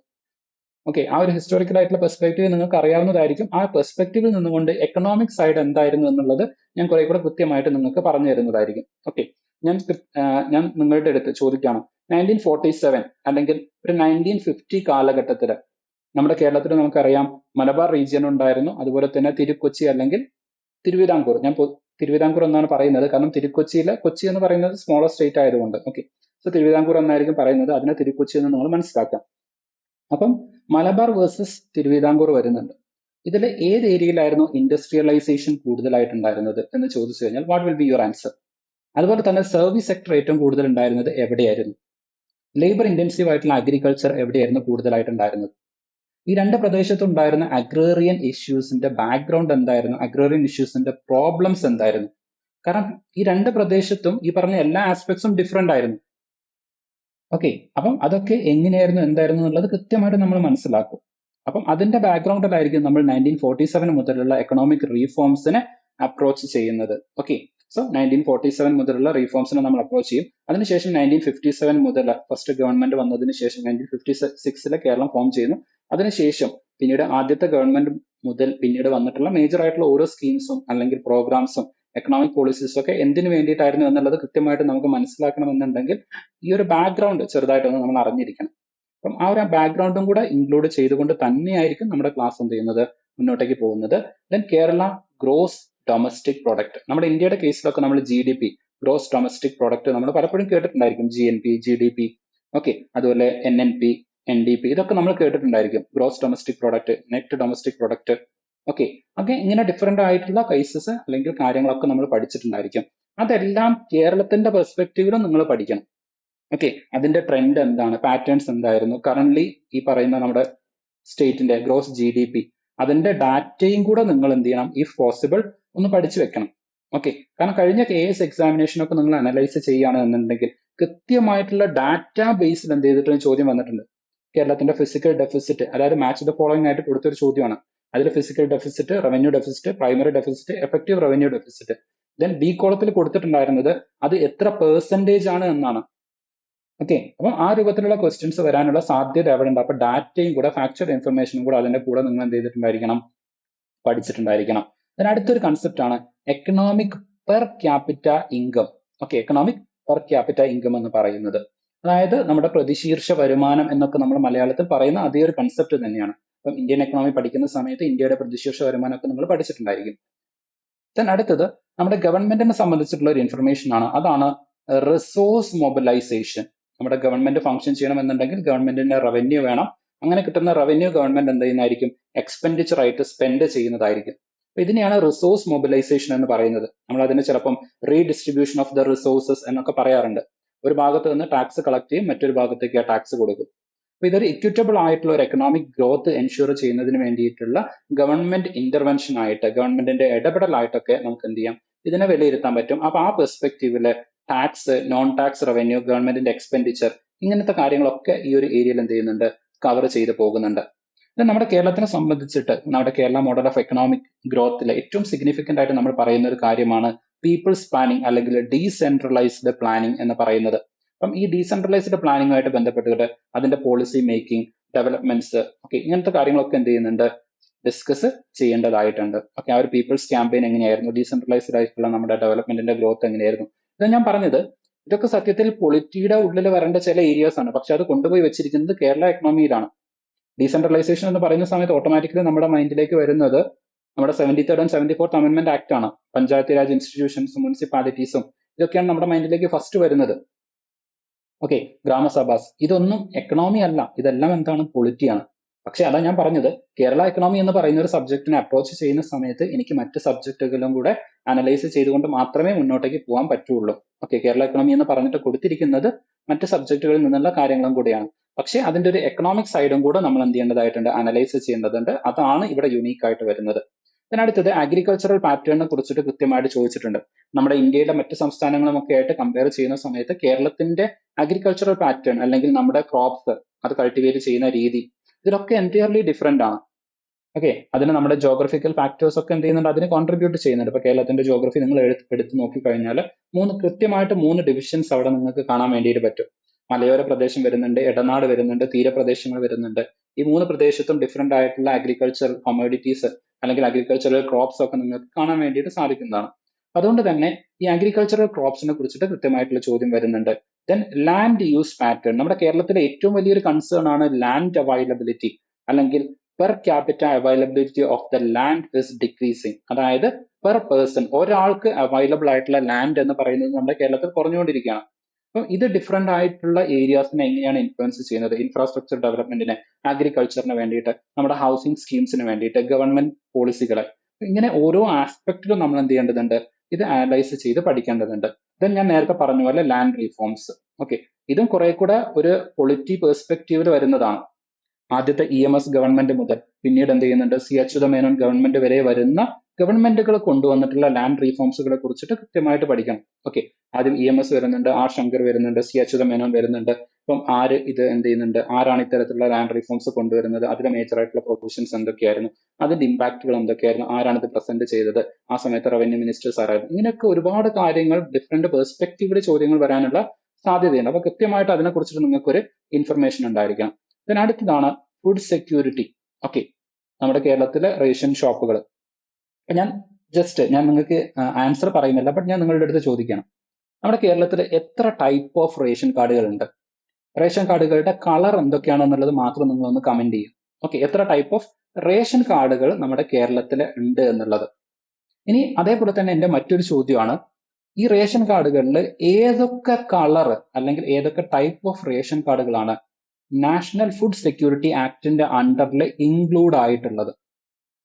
ഓക്കെ, സോ രണ്ട് ചോദ്യമാണ് ചോദിച്ചിരിക്കുന്നത്, രണ്ടിന്റെ ചോദ്യം സെപ്പറേറ്റ്ലി നിങ്ങളൊന്ന് കമന്റ് ചെയ്യുക. ഓക്കെ, അതാണ് ഞാൻ പറഞ്ഞത്, നമുക്ക് ഡിഫറെന്റ് പെർസ്പെക്റ്റീവിലേക്ക് പോകുന്ന സമയത്ത് അതിന്റെയൊക്കെ ഒരുപാട് ഡെപ്തിലേക്ക് പോകുമ്പോൾ ഇങ്ങനെ വളരെ രസകരമായിട്ടുള്ള പല ക്വസ്റ്റ്യൻസും PSCക്ക് ഫ്രെയിം ചെയ്തെടുക്കാൻ വേണ്ടിയിട്ട് സാധിക്കും. ഓക്കെ, ദെൻ നമ്മുടെ കേരളത്തിലെ ഇൻഡസ്ട്രിയൽ ഗ്രോത്ത് ഞാൻ നേരത്തെ തന്നെ നിങ്ങളുടെ അടുത്ത് പറഞ്ഞിട്ടുണ്ടായിരുന്നു. അതായത് മലബാറിലും നമ്മുടെ കേരളത്തിന്റെ ഫോർമേഷൻ സമയത്ത് മലബാറിലും തിരുവിതാംകൂറിലും ഉണ്ടായിരുന്ന ഇൻഡസ്ട്രീസ് ഡിഫറെന്റ് ആയിരുന്നു. ഓക്കെ, സെക്കൻഡറി സെക്ടറും ടെർഷറി സെക്ടറും നമ്മൾ കമ്പയർ ചെയ്യുന്ന സമയത്ത് രണ്ട് സ്ഥലത്തും ഉണ്ടായിരുന്ന എക്കണോമിക് ഗ്രോത്തുകൾ രണ്ടും ലൈക്ക് സർപ്രൈസിംഗ്ലി ഡിഫറെന്റ് ആയിരുന്നു. ഓക്കെ, സോ അതിന് കാരണം എന്താണ് എന്നുള്ളതൊക്കെ നമ്മൾ ഡിസ്കസ് ചെയ്യും. Now MSME sector. Okay, MSME sector നമുക്കറിയാം നമ്മുടെ എക്കണോമിയുടെ ഒരു ഗ്രോത്ത് എഞ്ചിൻ ആയിട്ട് നമ്മൾ കൺസിഡർ ചെയ്യുന്ന ഒന്നാണ്. എക്കണോമിയുടെ ഗ്രോത്ത് എഞ്ചിൻസ് ആയിട്ട് നമ്മൾ കൺസിഡർ ചെയ്യുന്ന ഒരു കാര്യമാണ് MSME സെക്ടർ എന്ന് പറയുന്നത്. ഇതിനടുത്തത് എനർജി സെക്ടർ. ഡെഫിനറ്റ്ലി ഒരു കാറിന് ഫ്യൂവൽ എങ്ങനെയാണോ അതുപോലെയാണ് എനർജി ഫോർ ആൻ എക്കണോമി. ഒരു എക്കണോമിക്ക് എനർജി എന്ന് പറയുന്നത് അത് ലൈക്ക് ഇൻഡസ്ട്രിയൽ പർപ്പസിനായാലും ഈവൻ നമ്മുടെ ലൈവ്ലിഹുഡിനായാലും സോഷ്യൽ സെക്ടർ ഡെവലപ്മെന്റിനൊക്കെ നമുക്ക് എന്ത് ആവശ്യമുണ്ട്? ഇലക്ട്രിസിറ്റി ആവശ്യമുണ്ട്, ഓർ എനർജി ആവശ്യമുണ്ട്. അപ്പൊ നമ്മുടെ കേരളത്തിലെ അവൈലബിൾ ആയിട്ടുള്ള എനർജി സോഴ്സസ്, അതിന്റെ പൊട്ടൻഷ്യൽ കാര്യങ്ങൾ, renewable energy, non renewable energy, ഇതൊക്കെ നമുക്ക് എന്ത് ചെയ്യേണ്ടതുണ്ട്? ഈ ഒരു ഏരിയയിൽ ഡിസ്കസ് ചെയ്യേണ്ടതായിട്ട് വരുന്നുണ്ട്. ഇതിനടുത്തത് ഇൻഫ്രാസ്ട്രക്ചർ. റീസെന്റ് ടൈംസിൽ നിങ്ങൾ കേരളത്തിൽ കൃത്യമായിട്ട് പൊളിറ്റിക്കൽ ആയിട്ടുള്ള കാര്യങ്ങളൊക്കെ നിരീക്ഷിക്കുന്ന ആൾക്കാരാണ് എന്നുണ്ടെങ്കിൽ പലതരത്തിലുള്ള ഇൻഫ്രാസ്ട്രക്ചർ പ്രോജക്റ്റുകൾ നിങ്ങൾ കേട്ടിട്ടുണ്ടായിരിക്കും. For example Kochi water metro നിങ്ങൾ കേട്ടിട്ടുണ്ടായിരിക്കും. ഓക്കെ, ഇപ്പൊ റീസെന്റ് നമ്മുടെ ലുലു ഗ്രൂപ്പ് എന്ത് ചെയ്തിട്ടുണ്ട്? പുതിയൊരു IT പാർക്ക് ഇനാഗ്രേറ്റ് ചെയ്തിട്ടുണ്ട്. ഇപ്പൊ കേരളത്തിലെ ഡിഫറെന്റ് ആയിട്ടുള്ള IT പാർക്കുകളെ കുറിച്ച്, okay, cyber park, techno park, info park, ഇങ്ങനെ ഡിഫറെന്റ് ആയിട്ടുള്ള സൈബർ പാർക്കുകളെ കുറിച്ച് അല്ലെങ്കിൽ IT ഇൻഡസ്ട്രി പാർക്കുകളെ കുറിച്ച്, സ്പെഷ്യലൈസ്ഡ് എക്കണോമിക് സോൺസിനെ കുറിച്ചിട്ടൊക്കെ നിങ്ങൾ കേട്ടിട്ടുണ്ടായിരിക്കും. ഓക്കെ, ദെൻ അതുപോലെ വിഴിഞ്ഞം പോർട്ട് വരുന്നുണ്ട്. ഓക്കെ, ദെൻ പ്രൈവറ്റൈസേഷനും അതുമായിട്ട് ബന്ധപ്പെട്ട് വരുന്ന ചില ചാലഞ്ചസ്, അതുപോലെ കൺസേൺസ്, ഇതൊക്കെ നിങ്ങൾ ഡിസ്കസ് ചെയ്ത് പത്രങ്ങളിലും മാധ്യമങ്ങളിലും ഡിസ്കസ് ചെയ്ത് കേട്ടിട്ടുണ്ടായിരിക്കും. ഇപ്പൊ തിരുവനന്തപുരം പോർട്ട് അതിന്റെ ഓപ്പറേഷൻ പ്രൈവറ്റൈസ് ചെയ്യുന്നതുമായിട്ട് ബന്ധപ്പെട്ടിട്ട് ഒരുപാട് ഡിസ്കഷൻസ് ന്യൂസിലുണ്ടായിരുന്നു. അപ്പൊ ഇതൊക്കെ കേരളത്തിന്റെ ഇൻഫ്രാസ്ട്രക്ചറുമായിട്ട് ബന്ധപ്പെട്ട കാര്യങ്ങളാണ്. പിന്നെ ഏറ്റവും റീസെന്റ് ആയിട്ട് ഏറ്റവും സിഗ്നിഫിക്കന്റ്ലി നമ്മൾ ഡിസ്കസ് ചെയ്തായിരുന്നു NH-66, അതിന്റെ കൺസ്ട്രക്ഷൻ, വളരെ ഫാസ്റ്റ് ആയിട്ടുള്ള കൺസ്ട്രക്ഷൻ. ഓക്കെ, അതിലെ ചില ഭാഗത്തുണ്ടായിട്ടുള്ള വിള്ളലുകൾ, അത് ഇടിഞ്ഞു വീണിട്ടുണ്ടായിരുന്നു, അതുമായിട്ട് ബന്ധപ്പെട്ടുള്ള കൺസേൺസ്, ഇങ്ങനെ പലതും നമ്മൾ ഓൾറെഡി ന്യൂസ് പേപ്പറിലൂടെ കേട്ടതാണ്. അപ്പൊ ഇതിനെ കുറിച്ചിട്ടൊക്കെ കുറച്ചുകൂടെ കൃത്യമായിട്ട് നിങ്ങൾ എന്ത് ചെയ്യേണ്ടതുണ്ട്? മനസ്സിലാക്കേണ്ടതുണ്ട്. ദെൻ ഞാൻ നേരത്തെ ഡിസ്കസ് ചെയ്ത പോലെ സർവീസ് സെക്ടർ, നമ്മുടെ കേരളത്തിന്റെ കേസിൽ ഏറ്റവും സിഗ്നിഫിക്കന്റ് ആയിട്ടുള്ള ഒരു ഇൻഡസ്ട്രിയാണ് സർവീസ് സെക്ടർ എന്ന് പറയുന്നത്. IT industry, health care industry, eco tourism, ഇതൊക്കെ ഈ ഒരു സെക്ടറിന്റെ ഉള്ളിലേക്ക് വരുന്നതാണ്. Then comes like the care economy. ഇപ്പം ഇന്ത്യയുടെ കേസിലായാലും കേരളത്തിന്റെ കേസിലായാലും റീസെന്റ് നമ്മൾ ഏറ്റവും കൂടുതൽ എംഫസിസ് ചെയ്യുന്ന ഒരു ഏരിയയാണ് കെയർ എക്കണോമി എന്ന് പറയുന്നത്. അതിൽ ഏറ്റവും പ്രധാനപ്പെട്ടത് ഓൾഡ് ഏജ് ആയിട്ടുള്ള ആളുകൾ, അവരുടെ കെയർ ടേക്കിംഗ്. അപ്പം ആ ഒരു പെർസ്പെക്റ്റീവിലും കൂടെ ഈ ഒരു സിലബസിന് നമ്മൾ എന്ത് ചെയ്യേണ്ടതുണ്ട്? അപ്രോച്ച് ചെയ്യേണ്ടതുണ്ട്. ദെൻ ഇന്ത്യയിലെ തന്നെ സംസ്ഥാനങ്ങളിലെ ഏറ്റവും യുണീക്ക് ആയിട്ടുള്ള ഒരു ഫീച്ചറാണ് മൈഗ്രേഷൻ. നമ്മുടെ കേരളത്തിനെ സംബന്ധിച്ചിട്ട് മൈഗ്രേഷൻ പറയുമ്പോൾ പെട്ടെന്ന് നിങ്ങളുടെ ഉള്ളിലേക്ക് വന്നിട്ടുള്ള കൺസെപ്റ്റ് ഔട്ട് മൈഗ്രേഷൻ ആയിരിക്കും. ഓക്കെ, അതായത് പ്രവാസികൾ ഇവിടെ നിന്ന് വിദേശ രാജ്യങ്ങളിലേക്ക് പോകുന്ന പ്രവാസികൾ അവരെന്ത് ചെയ്യുന്നുണ്ട്? ഇങ്ങോട്ടേക്ക് അയച്ചിരുന്ന റെമിറ്റൻസ്, ഇത് ഫസ്റ്റ് ഓഫ് ഓൾ അവിടെ നിൽക്കുന്നുണ്ട്. പക്ഷെ നമ്മുടെ കേരളത്തിലേക്ക് ഇൻവേർഡ് മൈഗ്രേഷൻ വരുന്നുണ്ട്. ഓക്കെ, ഇൻവേർഡ് മൈഗ്രേഷൻ വരുന്നുണ്ട്. അതായത് ഇന്ത്യയിലെ മറ്റ് സംസ്ഥാനങ്ങളിൽ നിന്ന് നമ്മുടെ കേരളത്തിലേക്കുള്ള മൈഗ്രേഷനും കൂടെ നിങ്ങൾ എന്ത് ചെയ്യേണ്ടതുണ്ട്? ഇവിടെ പരിഗണിക്കേണ്ടതായിട്ടുണ്ട്. ഇനി അതുപോലെ തന്നെ ഒരു റിവേഴ്സ് മൈഗ്രേഷൻ ഉണ്ട്. അതായത് വിദേശ രാജ്യങ്ങളിലേക്ക് പോയിട്ടുള്ള ആളുകൾ തിരിച്ചു വരുന്ന ഒരു പ്രവണത ഉണ്ടായിരുന്നു.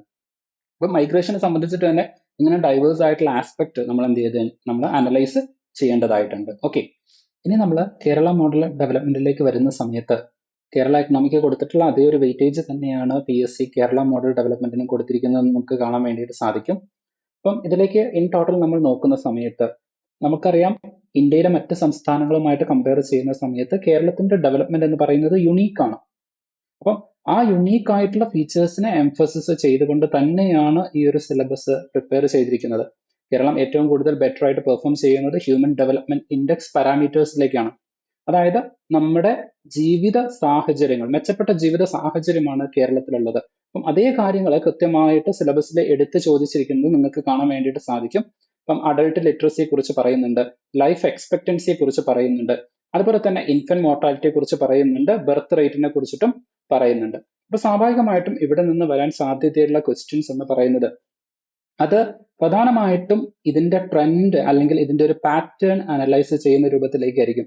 അറ്റ്ലീസ്റ്റ് ലാസ്റ്റ് 1 ഡെക്കേഡിലുള്ള ഈ പറയുന്ന എല്ലാ പാരാമീറ്റേഴ്സിന്റെയും pattern if possible with data. Okay, data അടക്കം ആ ഒരു പാറ്റേൺസ് നിങ്ങൾക്ക് മനസ്സിലാക്കി വെക്കാൻ പറ്റുമെങ്കിൽ അതാണ് ഏറ്റവും നല്ലത്. അറ്റ്ലീസ്റ്റ് അതിൽ കൂടുതലാണോ കുറവാണോ ഇൻക്രീസ് ആണോ ഡിക്രീസ് ആണോ എന്നുള്ള കാര്യങ്ങൾ കൃത്യമായിട്ട് മനസ്സിലാക്കിയിട്ടുണ്ടായിരിക്കണം. ഇനി രണ്ടാമത്തെ മോഡൽ ഓഫ് ക്വസ്റ്റ്യൻസ് എന്ന് പറയുന്നത് കേരളത്തിന്റെ ഗ്രോത്തിനെ ഇന്ത്യയുടെ ഗ്രോത്തുമായിട്ട് കമ്പയർ ചെയ്യുന്ന ടൈപ്പ് ഓഫ് ക്വസ്റ്റ്യൻസ് തീർച്ചയായിട്ടും വരാൻ സാധ്യതയുണ്ട്. പിന്നെ വരാൻ സാധ്യതയുള്ളത് എന്ന് പറയുന്നത് റീജിയണൽ കമ്പാരിസൺ ആണ്.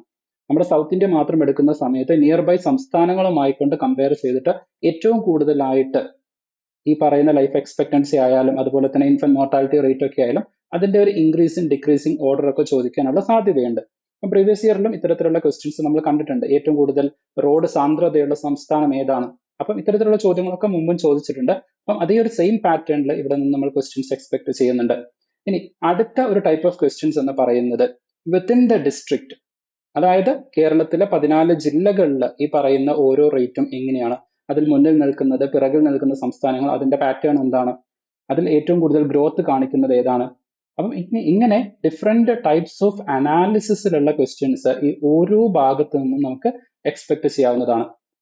ഇനി സ്വാഭാവികമായിട്ടും ഇത്തരത്തിലൊരു ഹ്യൂമൻ ഡെവലപ്മെന്റ് ഇൻഡെക്സ് ബേസ് ചെയ്തുകൊണ്ടുള്ള ഒരു ഗ്രോത്ത് ആവുന്ന സമയത്ത് അതുണ്ടാക്കുന്ന ചാലഞ്ചസ് എന്തൊക്കെയാണ്, അല്ലെങ്കിൽ അതിന്റെ റീസൺസ് എന്തൊക്കെയാണ്, ഈ രണ്ട് കാര്യവും സിലബസിൽ കൃത്യമായിട്ട് ഉൾപ്പെടുത്തിയിട്ടുണ്ട്. ഇനി നമ്മുടെ കേരളത്തിന്റെ ഗ്രോത്തിലേക്ക് വരുന്ന സമയത്ത് പൊതുവെ അത് നമ്മുടെ കേരള മോഡൽ ഡെവലപ്മെന്റ് കേൾക്കുന്ന ഒരു പഴി എന്ന് പറയുന്നത് അതൊരു സർവീസ് ലെഡ് അല്ലെങ്കിൽ service sector led growth model ആയതുകൊണ്ട് തന്നെ ഒരു ജോബ്ലെസ് ഗ്രോത്ത് ആണ് നമ്മുടെ കേരളത്തിന് ഉള്ളത് എന്ന ഒരു പഴിയുണ്ട്. അപ്പോൾ സ്വാഭാവികമായിട്ടും അതും നമ്മുടെ സിലബസിലേക്ക് ഇൻക്ലൂഡ് ചെയ്തിട്ടുണ്ട്, അൺഎംപ്ലോയ്മെന്റ് എന്ന് പറയുന്നത്. ഇനി നമ്മുടെ കേരളത്തിന്റെ മറ്റൊരു പ്രത്യേകത എന്ന് പറയുന്നത് നമ്മുടെ പലപ്പോഴും ന്യൂസ് പേപ്പറിലൊക്കെ നിങ്ങൾ കണ്ടിട്ടുണ്ടായിരിക്കും, ഒരു റൂറൽ അർബൻ കണ്ടിന്യൂം വരുന്ന ഒരു സംസ്ഥാനമാണ്. ഒരു സംസ്ഥാനത്തും, ഇന്ത്യയിലെ മറ്റൊരു സംസ്ഥാനത്തും ഇത്തരത്തിലുള്ള ഒരു റൂറൽ അർബൻ കണ്ടിന്യൂം നിങ്ങൾക്ക് കാണാൻ വേണ്ടിയിട്ട് സാധിക്കുന്നില്ല. എന്ന് വെച്ച് കഴിഞ്ഞാൽ നമ്മുടെ കേരളത്തിലെ മറ്റ് ഇന്ത്യൻ സംസ്ഥാനങ്ങളുമായിട്ട് കമ്പയർ ചെയ്യുന്ന സമയത്ത് ഇൻകം ഇൻഈക്വാലിറ്റി അല്ലെങ്കിൽ ഇൻകം ഡിസ്പാരിറ്റി, അതായത് നമ്മുടെ ഏർണിങ്സിൽ അല്ലെങ്കിൽ നമ്മളുടെ സമ്പത്തിൽ ഒരുപാട് വൈവിധ്യം അല്ലെങ്കിൽ വ്യത്യസ്തം നിങ്ങൾക്ക് കാണാൻ വേണ്ടിയിട്ട് സാധിക്കില്ല. എല്ലാവരും ഓൾമോസ്റ്റ് ഒരു തുല്യമായിട്ടുള്ള സാമ്പത്തിക സ്ഥിതിയിലേക്ക് വരുന്നത് കാണാൻ വേണ്ടിയിട്ട് സാധിക്കുന്നതാണ്. അപ്പോൾ ഇത്തരത്തിലെ ഇൻകം ഡിസ്പാരിറ്റി കുറഞ്ഞു നിൽക്കുന്ന ഒരു സംസ്ഥാനമായതുകൊണ്ട് തന്നെ ആ ഒരു പാരാമീറ്റേഴ്സും കൂടെ അല്ലെങ്കിൽ ആ ഒരു അനാലിസിസും കൂടെ ഈ ഒരു ക്വസ്റ്റ്യനിൽ കാണാൻ വേണ്ടിയിട്ട് സാധിക്കും, അല്ലെങ്കിൽ ഈ ഒരു സിലബസിൽ കാണാൻ വേണ്ടിയിട്ട് സാധിക്കും. സോ അതുകൊണ്ട് തന്നെയാണ് പോവേർട്ടി, ഇനീക്വാലിറ്റി, ജെൻഡർ ഗ്യാപ്പ് എന്നുള്ള കാര്യങ്ങളും കൂടെ സിലബസിലേക്ക് ഇൻക്ലൂഡ് ചെയ്തിരിക്കുന്നത്.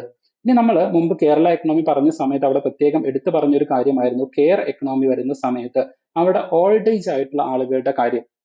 അതേ കാര്യത്തിന് വീണ്ടും കേരള മോഡൽ ഡെവലപ്മെന്റ് പറയുന്ന സമയത്ത് വീണ്ടും എടുത്തു പറഞ്ഞിരിക്കുന്നത് കാണാം, ഏജിങ്. നമ്മുടെ കേരളത്തിന്റെ ഇന്ന് നമ്മൾ ഫേസ് ചെയ്യുന്ന ഏറ്റവും വലിയൊരു ഇഷ്യൂ ആണ് ഏജിങ് എന്ന് പറയുന്നത്. അപ്പം ഈ കാര്യങ്ങൾ gender gap, ageing, woman empowerment എന്ന് പറയുന്ന കാര്യങ്ങളെ കുറച്ച് ഡീറ്റെയിൽ ആയിട്ട് തന്നെ പഠിക്കേണ്ടതുണ്ട്. അപ്പം ഏജിങ് എന്ന് പറയുന്ന സമയത്ത് അവിടെ ഡെമോഗ്രാഫിക് ചേഞ്ച് ആണ് സിലബസിലൂടെ ഉദ്ദേശിക്കുന്നത്. അപ്പൊ അതിന് എക്കണോമിക് ടേംസിലേക്ക് നമ്മൾ പറയുകയാണ് എന്നുണ്ടെങ്കിൽ അതിനെ നമ്മൾ സിൽവർ എക്കണോമി എന്നൊക്കെ പറയും. ഇതൊന്നും കേട്ടിട്ട് ടെൻഷൻ ആവേണ്ട കാര്യമില്ല, ഇതൊക്കെ ഡീറ്റെയിൽ ആയിട്ട് നമ്മൾ ക്ലാസ്സുകളിൽ ഡിസ്കസ് ചെയ്യുന്നതായിരിക്കും. ഇനി മറ്റൊരു ഏരിയ എന്ന് പറയുന്നതാണ് വുമൺ എംപവർമെന്റ് പ്രോഗ്രാംസ്. അപ്പോൾ വുമൺ എംപവർമെന്റ് അതിന് വേണ്ടിയിട്ട് നമ്മുടെ സർക്കാർ കൊണ്ടുവന്നിട്ടുള്ള പ്രോഗ്രാമുകൾ എന്തൊക്കെയാണ്, സ്കീമുകൾ എന്തൊക്കെയാണ്, അതിന്റെ സക്സസ്, ഫെയിലിയർ റേറ്റ്, ഇങ്ങനത്തെ എല്ലാ കാര്യങ്ങളും പൊതുവായിട്ടൊന്ന് അറിഞ്ഞിരിക്കേണ്ടതുണ്ട്. ഒന്നും മനഃപ്പാടമാക്കണമെന്നല്ല ഞാൻ പറയുന്നത്, അറ്റ്ലീസ്റ്റ് അതിനെക്കുറിച്ച് നിങ്ങളൊന്ന് അറിഞ്ഞിരിക്കണം. അടുത്തത് പലപ്പോഴും മുഖ്യമന്ത്രിയും അതുപോലെ തന്നെ ഫൈനാൻസ് മിനിസ്റ്ററും ഒക്കെ പറഞ്ഞ് കേട്ടിട്ടുള്ള ഒരു ടേമാണ്, നിങ്ങൾ പലപ്പോഴും കേട്ടിട്ടുള്ള ഒരു ടേം ആയിരിക്കും നോളജ് എക്കണോമി എന്ന് പറയുന്നത്. അതായത് കേരളം എന്ന് പറയുന്നത് വിവര അവകാശം അല്ലെങ്കിൽ വിജ്ഞാനത്തിന്റെ അടിസ്ഥാനമാക്കി അതിൽ ഊന്നിക്കൊണ്ട് നമ്മൾ നമ്മുടെ എക്കണോമിയെ വളർത്തിയെടുക്കാൻ വേണ്ടിയിട്ട് ശ്രമിക്കുകയാണ്. അപ്പൊ അതുകൊണ്ട് തന്നെ അത്തരത്തിലുള്ള ഒരു നോളജ് എക്കണോമി ആവുന്ന സമയത്ത് അതിന് പിൻബലമായിട്ട് നിൽക്കുന്ന കാര്യങ്ങൾ എന്തൊക്കെയാണ്, ആ നോളജ് എക്കണോമിക്ക് ഫോഴ്സ് ആയിട്ട് എനർജി ആയിട്ട് നിൽക്കുന്ന കാര്യങ്ങൾ എന്തൊക്കെയാണ്, റീസെന്റ് നിങ്ങൾ ചിലപ്പോൾ കേട്ടിട്ടുണ്ടായിരിക്കും, വിദേശ സർവകലാശാലകൾക്ക് വേണ്ടിയിട്ട് നമ്മുടെ കേരളം എന്ത് ചെയ്യുന്നുണ്ട്, അതിന്റെ വാതിലുകൾ തുറന്നു കൊടുക്കുന്നുണ്ട് എന്നുള്ളത്. അപ്പം ഇത്തരം കാര്യങ്ങളൊക്കെ ഈ ഒരു പാരാമീറ്റേഴ്സിന്റെ അല്ലെങ്കിൽ ഈ ഒരു സിലബസിന്റെ ഉള്ളിലേക്ക് വരുന്ന കാര്യമാണ് എന്നുള്ളതൊന്ന് മനസ്സിലാക്കി വെക്കുക. ദെൻ എഗെയിൻ സ്റ്റാർട്ടപ്പ് എക്കോസിസ്റ്റം അല്ലെങ്കിൽ സ്റ്റാർട്ടപ്പിനെ കുറിച്ച് വീണ്ടും പറയുന്നുണ്ട്. MSME സെക്ടറിനെ കുറിച്ച് ഓൾറെഡി കേരള എക്കണോമി സെക്ടറിൽ പറഞ്ഞിട്ടുണ്ട്, ആ ഒരു ഭാഗത്ത് പറഞ്ഞിട്ടുണ്ട്. ദെൻ കേരള മോഡൽ ഈ ഒരു സെക്ടറിലേക്ക് അല്ലെങ്കിൽ ഈ ഒരു ഏരിയയിലേക്ക് വരുന്ന സമയത്ത് സ്റ്റാർട്ടപ്പ് വീണ്ടും എടുത്ത് പറയുന്നുണ്ട്. കാരണം ഇൻ റീസെന്റ് ടൈംസ് ലൈക്ക് സ്റ്റാർട്ടപ്പുകളുടെ ഗ്രോത്ത്, സർവീസ് സെക്ടറിലെ ഗ്രോത്ത് എങ്ങനെയാണ്, സെക്കൻഡറി സെക്ടറിലെ ഗ്രോത്ത് എങ്ങനെയാണ്, ഇതൊക്കെ നമുക്ക് കമ്പയർ ചെയ്യേണ്ട കാര്യങ്ങളാണ്. ഓക്കെ, അതൊക്കെ നമ്മൾ കമ്പയർ ചെയ്യുന്നതായിരിക്കും. ദെൻ നമ്മുടെ കേരളത്തിനെ സംബന്ധിച്ചിട്ട് ഏറ്റവും ഇമ്പോർട്ടന്റ് ആയിട്ട് മറ്റൊരു കാര്യം എന്ന് പറയുന്നതാണ് ബ്രെയിൻ ഗെയിനും ബ്രെയിൻ ഡ്രെയിനും. അപ്പൊ ഈ രണ്ട് കാര്യങ്ങളും കൃത്യമായിട്ട് പഠിച്ചിട്ടുണ്ടായിരിക്കണം. എസ്പെഷ്യലി ഹൈ പ്രൊഫൈൽ ആയിട്ടുള്ള അല്ലെങ്കിൽ സ്കിൽഡ് ലേബേഴ്സ്, അത് കേരളത്തിൽ നിന്ന് നമ്മൾ എന്ത് ചെയ്യുന്നുണ്ട്, ഒരു കാലഘട്ടത്തിൽ നമ്മൾ ഫേസ് ചെയ്തിരുന്ന ഏറ്റവും വലിയൊരു ഇഷ്യൂ ആയിരുന്നു ബ്രെയിൻ ഡ്രെയിൻ എന്ന് പറയുന്നത്. എന്നാൽ ഇപ്പം അതിനൊരു റിവേഴ്സ്, ഞാൻ തൊട്ടുമുമ്പ് പറഞ്ഞ റിവേഴ്സ് മൈഗ്രേഷൻ പോലെ ഒരു ബ്രെയിൻ ഗെയിനും നമ്മുടെ കേരളത്തിൽ സംഭവിക്കുന്നുണ്ട്. അപ്പം ഈ കാര്യങ്ങളും കൂടെ എന്ത് ചെയ്യേണ്ടതായിട്ടുണ്ട്, നമ്മൾ പഠിക്കേണ്ടതായിട്ടുണ്ട്. അപ്പൊ ഇത്രയും ഡെപ്തിലേക്ക് ഇറങ്ങി ചെന്നുകൊണ്ട് സിലബസിൽ നിന്ന് ചോദ്യങ്ങൾ ചോദിക്കാനുള്ള സാധ്യതയുണ്ട് എന്നുള്ളത് ഒന്ന് മനസ്സിലാക്കിയിട്ടായിരിക്കും നിങ്ങൾ നിങ്ങളുടെ പ്രിപ്പറേഷൻ മുന്നോട്ടേക്ക് കൊണ്ടുപോകേണ്ടത്. ഇനി നമ്മുടെ പ്രൈമറി ആൻഡ് സെക്കൻഡറി സോഴ്സസ്, അതായത് ഞാനിങ്ങനെ രണ്ട് കാറ്റഗറി ആയിട്ട് കൊടുക്കാനുള്ള കാര്യം എന്ന് പറയുന്നത്, നമുക്ക് വളരെ കുറഞ്ഞ സമയം മാത്രമേ ഉള്ളൂ. അതുകൊണ്ട് നിങ്ങളുടെ പഠനം എന്ന് പറയുന്നത്, നിങ്ങളുടെ പഠനത്തിനെ പ്രയോറിറ്റൈസ് ചെയ്തുകൊണ്ടായിരിക്കും നിങ്ങൾ നിങ്ങളുടെ പഠനത്തിനെ മുന്നോട്ടേക്ക് കൊണ്ടുപോകേണ്ടത്. അതുകൊണ്ടാണ് ഞാൻ രണ്ട് കാറ്റഗറി ആയിട്ട് കൊടുത്തിരിക്കുന്നത്. ഇതിൽ ഏറ്റവും ഇമ്പോർട്ടൻസ് നിങ്ങൾ നോക്കേണ്ട ഏരിയ എന്ന് പറയുന്നത് പ്രൈമറി സോഴ്സസ് ആണ്. പ്രൈമറി സോഴ്സസ് കഴിഞ്ഞതിന് ശേഷം മാത്രം നിങ്ങൾക്ക് സമയം ബാക്കിയുണ്ടെങ്കിൽ മാത്രമേ നിങ്ങൾ എന്ത് ചെയ്യാൻ പാടുള്ളൂ, സെക്കൻഡറി അല്ലെങ്കിൽ സപ്ലിമെന്ററി സോഴ്സസ് റെഫർ ചെയ്യാൻ വേണ്ടിയിട്ട് പാടുള്ളൂ. ഇപ്പോൾ പ്രൈമറി സോഴ്സസ് എന്ന് പറയുന്നത് ഏറ്റവും പ്രധാനപ്പെട്ടത് കേരള സ്റ്റേറ്റ് പ്ലാനിംഗ് ബോർഡ് നമ്മുടെ ബഡ്ജറ്റിന്റെ കൂടെ, കേരള ബഡ്ജറ്റിന്റെ ഒക്കെ കൂടെ റിലീസ് ചെയ്യുന്ന എക്കണോമിക് റിവ്യൂ ആണ്. അതിന്റെ ഏറ്റവും ലേറ്റസ്റ്റ് ആയിട്ടുള്ള വേർഷൻ തന്നെ നിങ്ങൾ എന്ത് ചെയ്യണം, റെഫർ ചെയ്ത് പഠിക്കേണ്ടതാണ്. ദെൻ അടുത്തതാണ് Kerala budget document. Okay, Kerala budget document. ഈ കേരള ബഡ്ജറ്റ് ഡോക്യുമെന്റിൽ അത് കൃത്യമായിട്ട് പഠിക്കുന്ന സമയത്താണ് ഏതെല്ലാമാണ് പുതിയ സ്കീമുകൾ, എവിടെയൊക്കെയാണ് ഗവൺമെന്റ് കൂടുതലായിട്ട് ഫണ്ട് ഇൻവെസ്റ്റ് ചെയ്യുന്നത്, ഇങ്ങനത്തെ കാര്യങ്ങളൊക്കെ കൂടുതലായിട്ട് കൃത്യമായിട്ട് മനസ്സിലാക്കണമെന്നുണ്ടെങ്കിൽ കേരള ബഡ്ജറ്റ് ഡോക്യുമെന്റ് പഠിക്കുന്നതാണ് ഏറ്റവും എളുപ്പം. അപ്പൊ സ്വാഭാവികമായിട്ടും ജസ്റ്റ് ഒന്ന് ഓടിച്ചു നോക്കുക, അതിൽ പ്രധാനമായിട്ടും ചോദ്യങ്ങൾ വരാനുള്ള ഏരിയ ഒക്കെ നിങ്ങൾ എന്ത് ചെയ്യണം, പ്രത്യേകം നോക്കി പഠിക്കേണ്ടതാണ്. ഞാൻ ഈ പറയുന്നത് ഒരു സെൽഫ് സ്റ്റഡി ഒക്കെ നടത്താൻ ആഗ്രഹിക്കുന്ന ആളുകളുടെ കേസാണ്. നമ്മുടെ ക്ലാസ്സുകളിൽ നമ്മൾ ഇതെല്ലാം കൃത്യമായിട്ട് നോക്കിയിട്ട് അതിൽ നിന്നുള്ള നോട്ട്സും അതുപോലെ തന്നെ സ്ലൈഡ്സിലൂടെ കൃത്യമായിട്ടുള്ള കാര്യങ്ങളൊക്കെ നമ്മൾ കവർ ചെയ്യുന്നതായിരിക്കും. ഇനി മറ്റൊരു പ്രധാനപ്പെട്ട സോഴ്സ് ആണ് ഗവൺമെന്റ് പോർട്ടൽസ്, അതുപോലെ തന്നെ മിനിസ്ട്രി വെബ്സൈറ്റ്. ഓരോ മിനിസ്ട്രിയുടെ വെബ്സൈറ്റ്, നമ്മുടെ സിലബസിൽ പറഞ്ഞിരിക്കുന്ന ഓരോ കാര്യങ്ങളുമായിട്ട് ബന്ധപ്പെട്ട് വരുന്ന മിനിസ്ട്രിയുടെ വെബ്സൈറ്റുകൾ നോക്കി അതിൽ നിന്നുള്ള ഇൻഫർമേഷനും കൂടെ നിങ്ങൾ കളക്ട് ചെയ്യേണ്ടതാണ്. പിന്നെ ഏറ്റവും പ്രധാനപ്പെട്ട ഒരു കാര്യമാണ് PRD ന്യൂസ്. ഇപ്പൊ നമ്മളുടെ ഇന്ത്യയുടെ കേസിലാണ് എന്നുണ്ടെങ്കിൽ നിങ്ങൾക്ക് PIBRM പ്ലസ് ഇൻഫർമേഷൻ ബ്യൂറോ. അതുപോലെ തന്നെ നമ്മുടെ കേരളത്തിന്റെ കേസിലേക്ക് വരുമ്പോൾ അത് PRD ന്യൂസ് ആണ്. അപ്പൊ PRD ന്യൂസ് റെഫർ ചെയ്ത് കഴിഞ്ഞാലും ഗവൺമെന്റിന്റെ പുതിയ വാർത്തകളെ കുറിച്ചിട്ട് കൃത്യമായിട്ട് മനസ്സിലാക്കാൻ പറ്റും. അപ്പം അതിൽ നിന്നും നിങ്ങൾക്ക് എന്ത് ചെയ്യാം, ആവശ്യമായിട്ടുള്ള ഇൻഫർമേഷൻസ് കളക്ട് ചെയ്യാവുന്നതാണ്. ദെൻ പിന്നെ സപ്ലിമെന്ററി സോഴ്സസിൽ ഏറ്റവും പ്രധാനമായിട്ട് വരുന്ന ഒരു കാര്യമാണ് SCRT Kerala social science text book. നമ്മുടെ സിലബസിന് ആവശ്യമായിട്ടുള്ള ഓൾമോസ്റ്റ് ഒരു 10 to 15% കാര്യങ്ങൾ ഈ ഒരു പുസ്തകത്തിൽ നിന്നും നിങ്ങൾക്ക് കിട്ടുന്നതാണ്. പിന്നെ ഏറ്റവും പ്രധാനമായിട്ട് നിങ്ങൾ കറണ്ട് അഫയേഴ്സ് ഒക്കെ ഫോളോ ചെയ്യുന്ന ആൾക്കാരാണ് എന്നുണ്ടെങ്കിൽ പ്രധാനപ്പെട്ട പത്രങ്ങളിൽ ഇന്ത്യൻ എക്സ്പ്രസ്, ദ ഹിന്ദു, അതുപോലെ തന്നെ നമ്മുടെ ലോക്കൽ ലാംഗ്വേജിൽ മലയാളം ന്യൂസ് പേപ്പറിൽ വരുന്ന, വെർണാക്കുലർ ലാംഗ്വേജിൽ വരുന്ന ന്യൂസ് പേപ്പേഴ്സ്, അതിൽ കേരളവുമായിട്ട് ബന്ധപ്പെട്ട് വരുന്ന അല്ലെങ്കിൽ കേരള പേജസ് ഒന്ന് റെഫർ ചെയ്യുന്നത് നന്നായിരിക്കും. എസ്പെഷ്യലി ഇതുമായിട്ട് ബന്ധപ്പെട്ട് വരുന്ന എക്കണോമി, എക്കണോമി ഏരിയ നന്നായിട്ടൊന്ന് റെഫർ ചെയ്യുന്നത് തീർച്ചയായിട്ടും ഉപകാരപ്രദമായിരിക്കും. അതിൽ നിന്നുള്ള ചോദ്യങ്ങളും എക്സ്പെക്ട് ചെയ്യാവുന്നതാണ്. പിന്നെ ഏറ്റവും പ്രധാനപ്പെട്ട ഒരു ഏരിയ എന്ന് പറയുന്നതാണ് യോജന. യോജന നിങ്ങൾക്ക് കഴിഞ്ഞ ഒരു വർഷത്തെ യോജന നിങ്ങൾക്ക് റെഫർ ചെയ്യാം, പക്ഷെ എല്ലാ യോജനയും പഠിക്കേണ്ടതായിട്ടില്ല. യോജനയുടെ മലയാളം വേർഷൻ, അതിൽ തന്നെ കേരള സ്പെസിഫിക് ആയിട്ടുള്ള ആർട്ടിക്കിൾസ് വരുന്നത് മാത്രം റീഡ് ചെയ്താൽ മതി. അപ്പം അതും ഒരു കിംബർസം, ഒരു ഹെക്ടിക് ടാസ്ക് ആണ്. പക്ഷേ നിങ്ങൾക്ക് സമയം ഉണ്ടെങ്കിൽ ബാക്കി എല്ലാ സോഴ്സും കവർ ചെയ്താൽ മാത്രം പഠിക്കേണ്ട ഒരു ഏരിയ ആണ്. അതല്ലെങ്കിൽ നിങ്ങൾക്ക് തീർച്ചയായിട്ടും സ്കിപ്പ് ചെയ്യാൻ പറ്റുന്ന ഒരു കാര്യമാണ്. ഓക്കെ, ദെൻ പിന്നെ വരുന്നതാണ് കേരള ഡെവലപ്മെന്റ് റിപ്പോർട്ട്. നമ്മുടെ പ്ലാനിംഗ് കമ്മീഷൻ അല്ലെങ്കിൽ പ്ലാനിംഗ് ബോർഡ് ഓരോ വർഷവും റിലീസ് ചെയ്യാറുണ്ട്. ഓരോ സെക്ടറിനെ കുറിച്ചിട്ട്, ഓരോ ഏരിയനെ കുറിച്ചിട്ട്, അവിടുത്തെ ഡെവലപ്മെന്റൽ ഒബ്ജക്റ്റീവ് അല്ലെങ്കിൽ അതിന്റെ ഒരു ട്രെൻഡ് എങ്ങനെയാണ് എന്നുള്ളതൊക്കെ കൃത്യമായിട്ട് ഈ കേരള ഡെവലപ്മെന്റ് റിപ്പോർട്ടിൽ മെൻഷൻ ചെയ്യുന്നുണ്ട്. അപ്പം അതും ഒന്ന് നോക്കുന്നത് തീർച്ചയായിട്ടും ഹെൽപ്ഫുൾ ആയിരിക്കും. അപ്പൊ ഇത്രയാണ് ഒരു primary and secondary sources Kerala എക്കണോമിയും അതുപോലെ തന്നെ കേരള മോഡൽ ഡെവലപ്മെന്റും പഠിക്കാൻ വേണ്ടിയിട്ട്. ഇനി നമ്മുടെ പ്രിപ്പറേഷൻ അപ്രോച്ച് എങ്ങനെയാണെന്ന് ചോദിച്ചു കഴിഞ്ഞാൽ തീർച്ചയായിട്ടും നമുക്കറിയാം നമുക്കൊരു ചിതറിക്കിടക്കുന്ന റിസോഴ്സസ് ആണ് നമ്മുടെ മുമ്പിലുള്ളത്. ഓക്കെ, ഇപ്പൊ നിങ്ങൾ ഒരു സെൽഫ് സ്റ്റഡി ഒക്കെ നടത്തുന്ന ആളാണെന്നുണ്ടെങ്കിൽ തീർച്ചയായിട്ടും നിങ്ങൾക്ക് ഒരുപാട് റിസോഴ്സസ് റെഫർ ചെയ്യേണ്ടതായിട്ട് വരും. അപ്പൊ അതുകൊണ്ട് തന്നെ നിങ്ങൾ അങ്ങനെ പഠിക്കുകയാണ് എന്നുണ്ടെങ്കിൽ തീർച്ചയായിട്ടും you have to prepare the micro notes. ഓരോ കാര്യം നിങ്ങൾ പഠിക്കുന്നതിന് കൃത്യമായിട്ട് നിങ്ങൾ നോട്ട് ചെയ്ത് വെക്കേണ്ടതായിട്ടുണ്ട്. ഓക്കെ, എസ്പെഷ്യലി എക്കണോമിക് റിവ്യൂ അതുപോലെ തന്നെ മിനിസ്ട്രി വെബ്സൈറ്റ് ഒക്കെ നിങ്ങൾ റെഫർ ചെയ്യുന്ന സമയത്ത് തീർച്ചയായിട്ടും അത് വളരെ ബൾക്കി ആയിട്ടുള്ള ഒരു കാര്യമാണ് എക്കണോമിക് റിവ്യൂ എന്ന് പറയുന്നത്. അപ്പം അതിൽ നിങ്ങൾ ജസ്റ്റ് ഒന്ന് റീഡ് ചെയ്ത് പോയാൽ രണ്ടാമതൊന്ന് റെഫർ ചെയ്യുമ്പോൾ നിങ്ങൾക്ക് അത് കണ്ടെത്താൻ പറ്റിക്കൊള്ളണമെന്നില്ല. അതുകൊണ്ട് തന്നെ കൃത്യമായിട്ട് അതൊന്ന് റെഫർ ചെയ്തുകൊണ്ട് തന്നെയായിരിക്കണം നിങ്ങൾ പഠിക്കേണ്ടത്. പിന്നീട് വരുന്നതാണ് കീ ഡാറ്റാസ്. അത് നിങ്ങൾ എവിടെ നിന്ന് എടുക്കുന്നതായാലും മിനിസ്ട്രി വെബ്സൈറ്റിൽ നിന്നായാലും എക്കണോമിക് റിവ്യൂലായാലും എക്കണോമിക് ഡെവലപ്മെന്റ് റിപ്പോർട്ടിൽ നിന്നായാലും അത്തരത്തിലുള്ള ഡാറ്റാസ് ജസ്റ്റ് ഒന്ന് നോട്ട് ചെയ്ത് വെക്കുക. അതിന്റെ ഒരു ട്രെൻഡ് ആൻഡ് പാറ്റേൺ അതും കൂടെ ഒന്ന് കുറിച്ച് വെക്കാം. ഓക്കെ, നിങ്ങൾക്ക് വേണമെങ്കിൽ ബൈ വേർഡ് നിങ്ങൾക്ക് എഴുതി വെക്കാം. ലാസ്റ്റ് 5 ഇയേഴ്സിലെ ഡിക്ലൈൻ ആണോ അതല്ലെങ്കിൽ അതിൽ ഇൻക്രീസ് ആണോ ഉണ്ടായിട്ടുള്ളത്, അങ്ങനത്തെ കാര്യങ്ങൾ നിങ്ങൾക്ക് എന്ത് ചെയ്യാം, എഴുതി വെക്കാവുന്നതാണ്. പിന്നെ അതുപോലെ തന്നെ ഫ്ലോ ചാർട്ട്സ്, അതുപോലെ ടേബിൾസ്, പോളിസീസ്, സ്കീംസ്. അപ്പൊ ഈ ഫ്ലോ ചാർട്ട്സ് ആൻഡ് ടേബിൾസ് എന്ന് പറയുന്നത് നിങ്ങൾ എക്കണോമിക് റിവ്യൂ വായിക്കുകയാണെന്നുണ്ടെങ്കിൽ അത് ധാരാളം ഫ്ലോ ചാർട്ട്സും ടേബിൾസും നിങ്ങൾക്ക് കാണാം. അപ്പം ചില ആളുകൾക്ക് അത് വായിക്കാൻ ഒരു മടി ഉണ്ടായിരിക്കും, അതിലെന്താണെന്ന് നോക്കാൻ വേണ്ടിയിട്ട് ഒരു മടി ഉണ്ടായിരിക്കും. പക്ഷെ അങ്ങനെ മടിച്ചു നിൽക്കരുത്. അത്തരത്തിലുള്ള ഫ്ലോ ചാർട്ട്സ്, ഡയഗ്രാംസ്, ടേബിൾസ് ഒക്കെ ഇഫ് പോസിബിൾ അതൊന്ന് റെഫർ ചെയ്യുക. അതിന്റെ ഒരു ട്രെൻഡ് ബേസ്ഡ് ആയിട്ടുള്ള ക്വസ്റ്റ്യൻസ് തീർച്ചയായിട്ടും ഉണ്ടാവുന്നതായിരിക്കും. ദെൻ ഒരിക്കലും വിട്ട് കളയാൻ പറ്റാത്ത ഏരിയയാണ് ഗവൺമെന്റ് പോളിസീസ് ആൻഡ് സ്കീംസ് എന്ന് പറയുന്നത്. പിന്നെ നമുക്ക് നമ്മുടെ പ്രിപ്പറേഷനിൽ അല്ലെങ്കിൽ ഒരു ക്വസ്റ്റ്യൻ പാറ്റേൺ ഒക്കെ മനസ്സിലാക്കുന്നതിന് എവിടെ എംഫസിസ് ചെയ്യണം എന്നൊക്കെ കൃത്യമായിട്ട് മനസ്സിലാക്കാൻ ഏറ്റവും നല്ല സോഴ്സ് എന്ന് പറയുന്നത് പ്രീവിയസ് ഇയർ ക്വസ്റ്റ്യൻ ആണ്. നമ്മൾ സെക്രട്ടേറിയറ്റ് അസിസ്റ്റന്റിന്റെ എക്സാമിനേഷനിൽ ആ ഒരു പാറ്റേണിലെ ക്വസ്റ്റ്യൻ നമുക്ക് അവൈലബിൾ അല്ല. പക്ഷേ കേരള എക്കണോമി ബേസ് ചെയ്തുകൊണ്ട് ഇതിനു മുമ്പ് നടന്ന എക്സാമുകളിൽ വന്നിട്ടുള്ള പ്രീവിയസ് ഇയർ ക്വസ്റ്റ്യൻസിനെ മുൻനിർത്തിക്കൊണ്ട് തന്നെ നമുക്ക് എന്ത് ചെയ്യാവുന്നതാണ്, ഈ ഒരു ഏരിയ അല്ലെങ്കിൽ PYQ ക്വസ്റ്റ്യൻസ് റെഫർ ചെയ്ത് പഠിക്കാവുന്നതാണ്.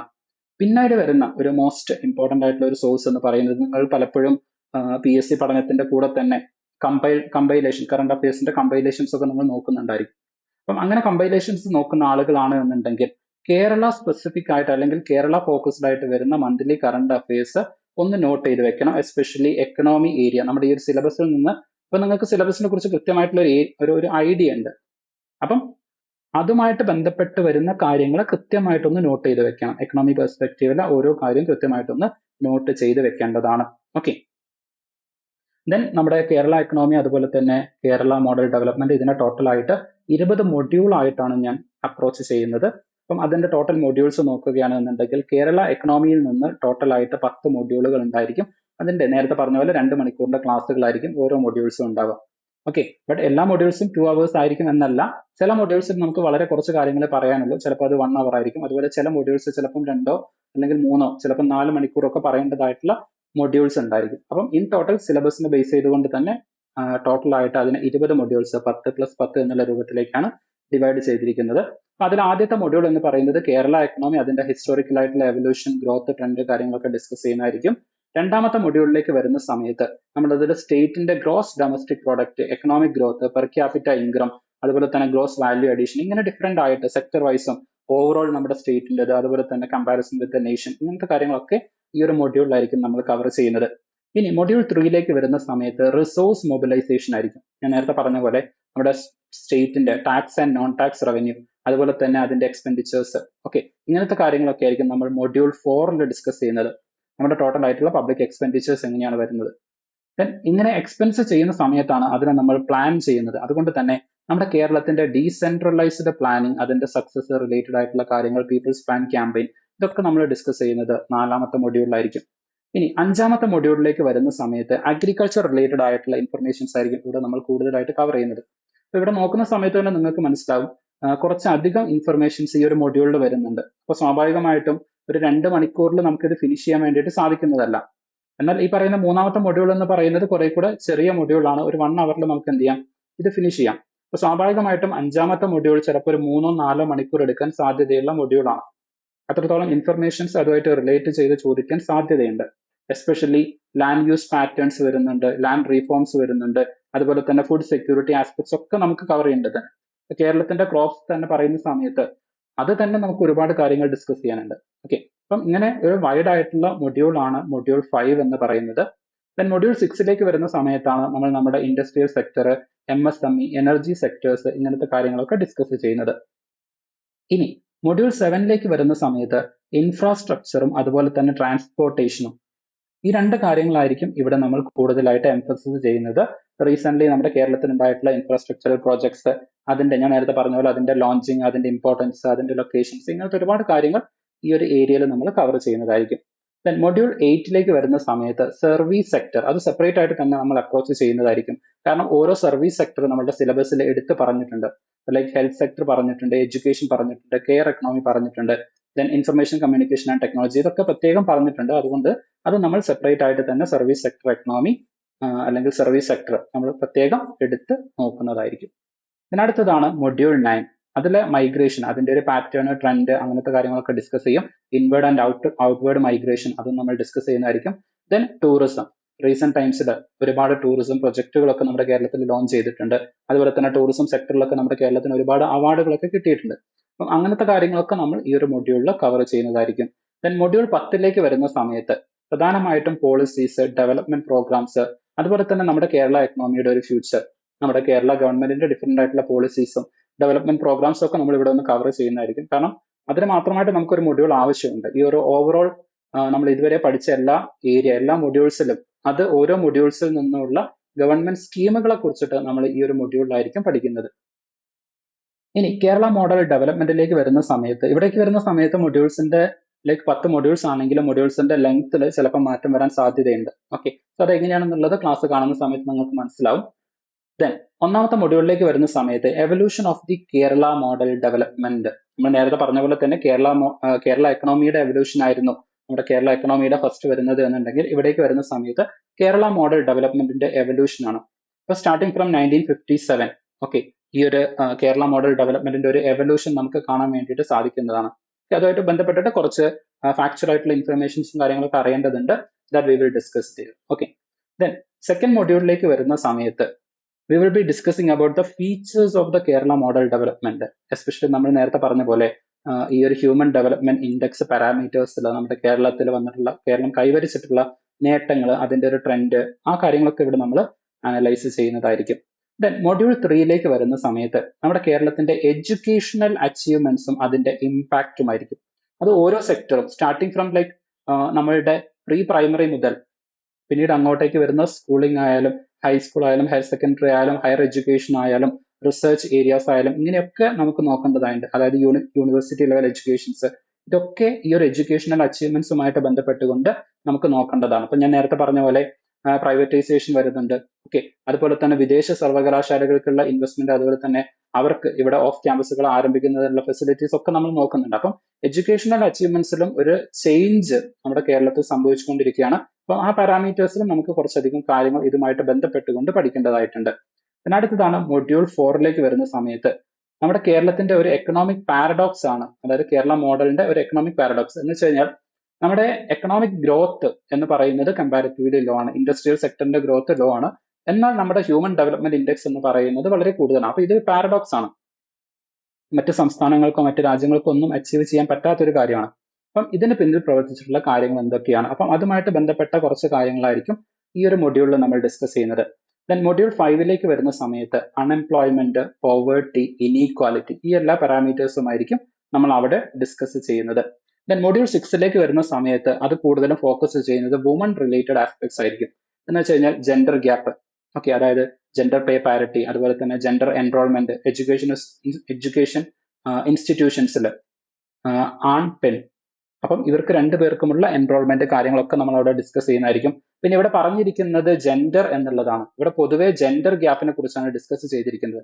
അപ്പൊ നിങ്ങൾക്ക് അറിയാവുന്ന ഒരു കാര്യമായിരിക്കും, in recent times Kerala LGBTQ കമ്മ്യൂണിറ്റിയെ ഒരുപാട് പ്രൊട്ടക്ട് ചെയ്യുന്നുണ്ട്. അവർക്ക് വേണ്ടിയിട്ട് ഒരുപാട് സ്കീംസ് ഒക്കെ നമ്മുടെ കേരള ഗവൺമെന്റ് കൊണ്ടുവരുന്നുണ്ട്. അതും കൂടെ ഇത് കവർ ചെയ്യുന്ന ആസ്പെക്ട്സിൽ നമ്മൾ കവർ ചെയ്യണം. എന്നാൽ ഇവിടേക്ക് വരുന്ന സമയത്ത് വുമൺ എംപവർമെന്റ് എന്ന് സ്പെസിഫിക് തന്നെയാണ് പറഞ്ഞിരിക്കുന്നത്. അപ്പൊ ഇവിടെ കുറെ കൂടെ ഒരു ഹോളിസ്റ്റിക് ആയിട്ടുള്ള അപ്രോച്ച് എടുക്കുന്നതാണ് നല്ലത്.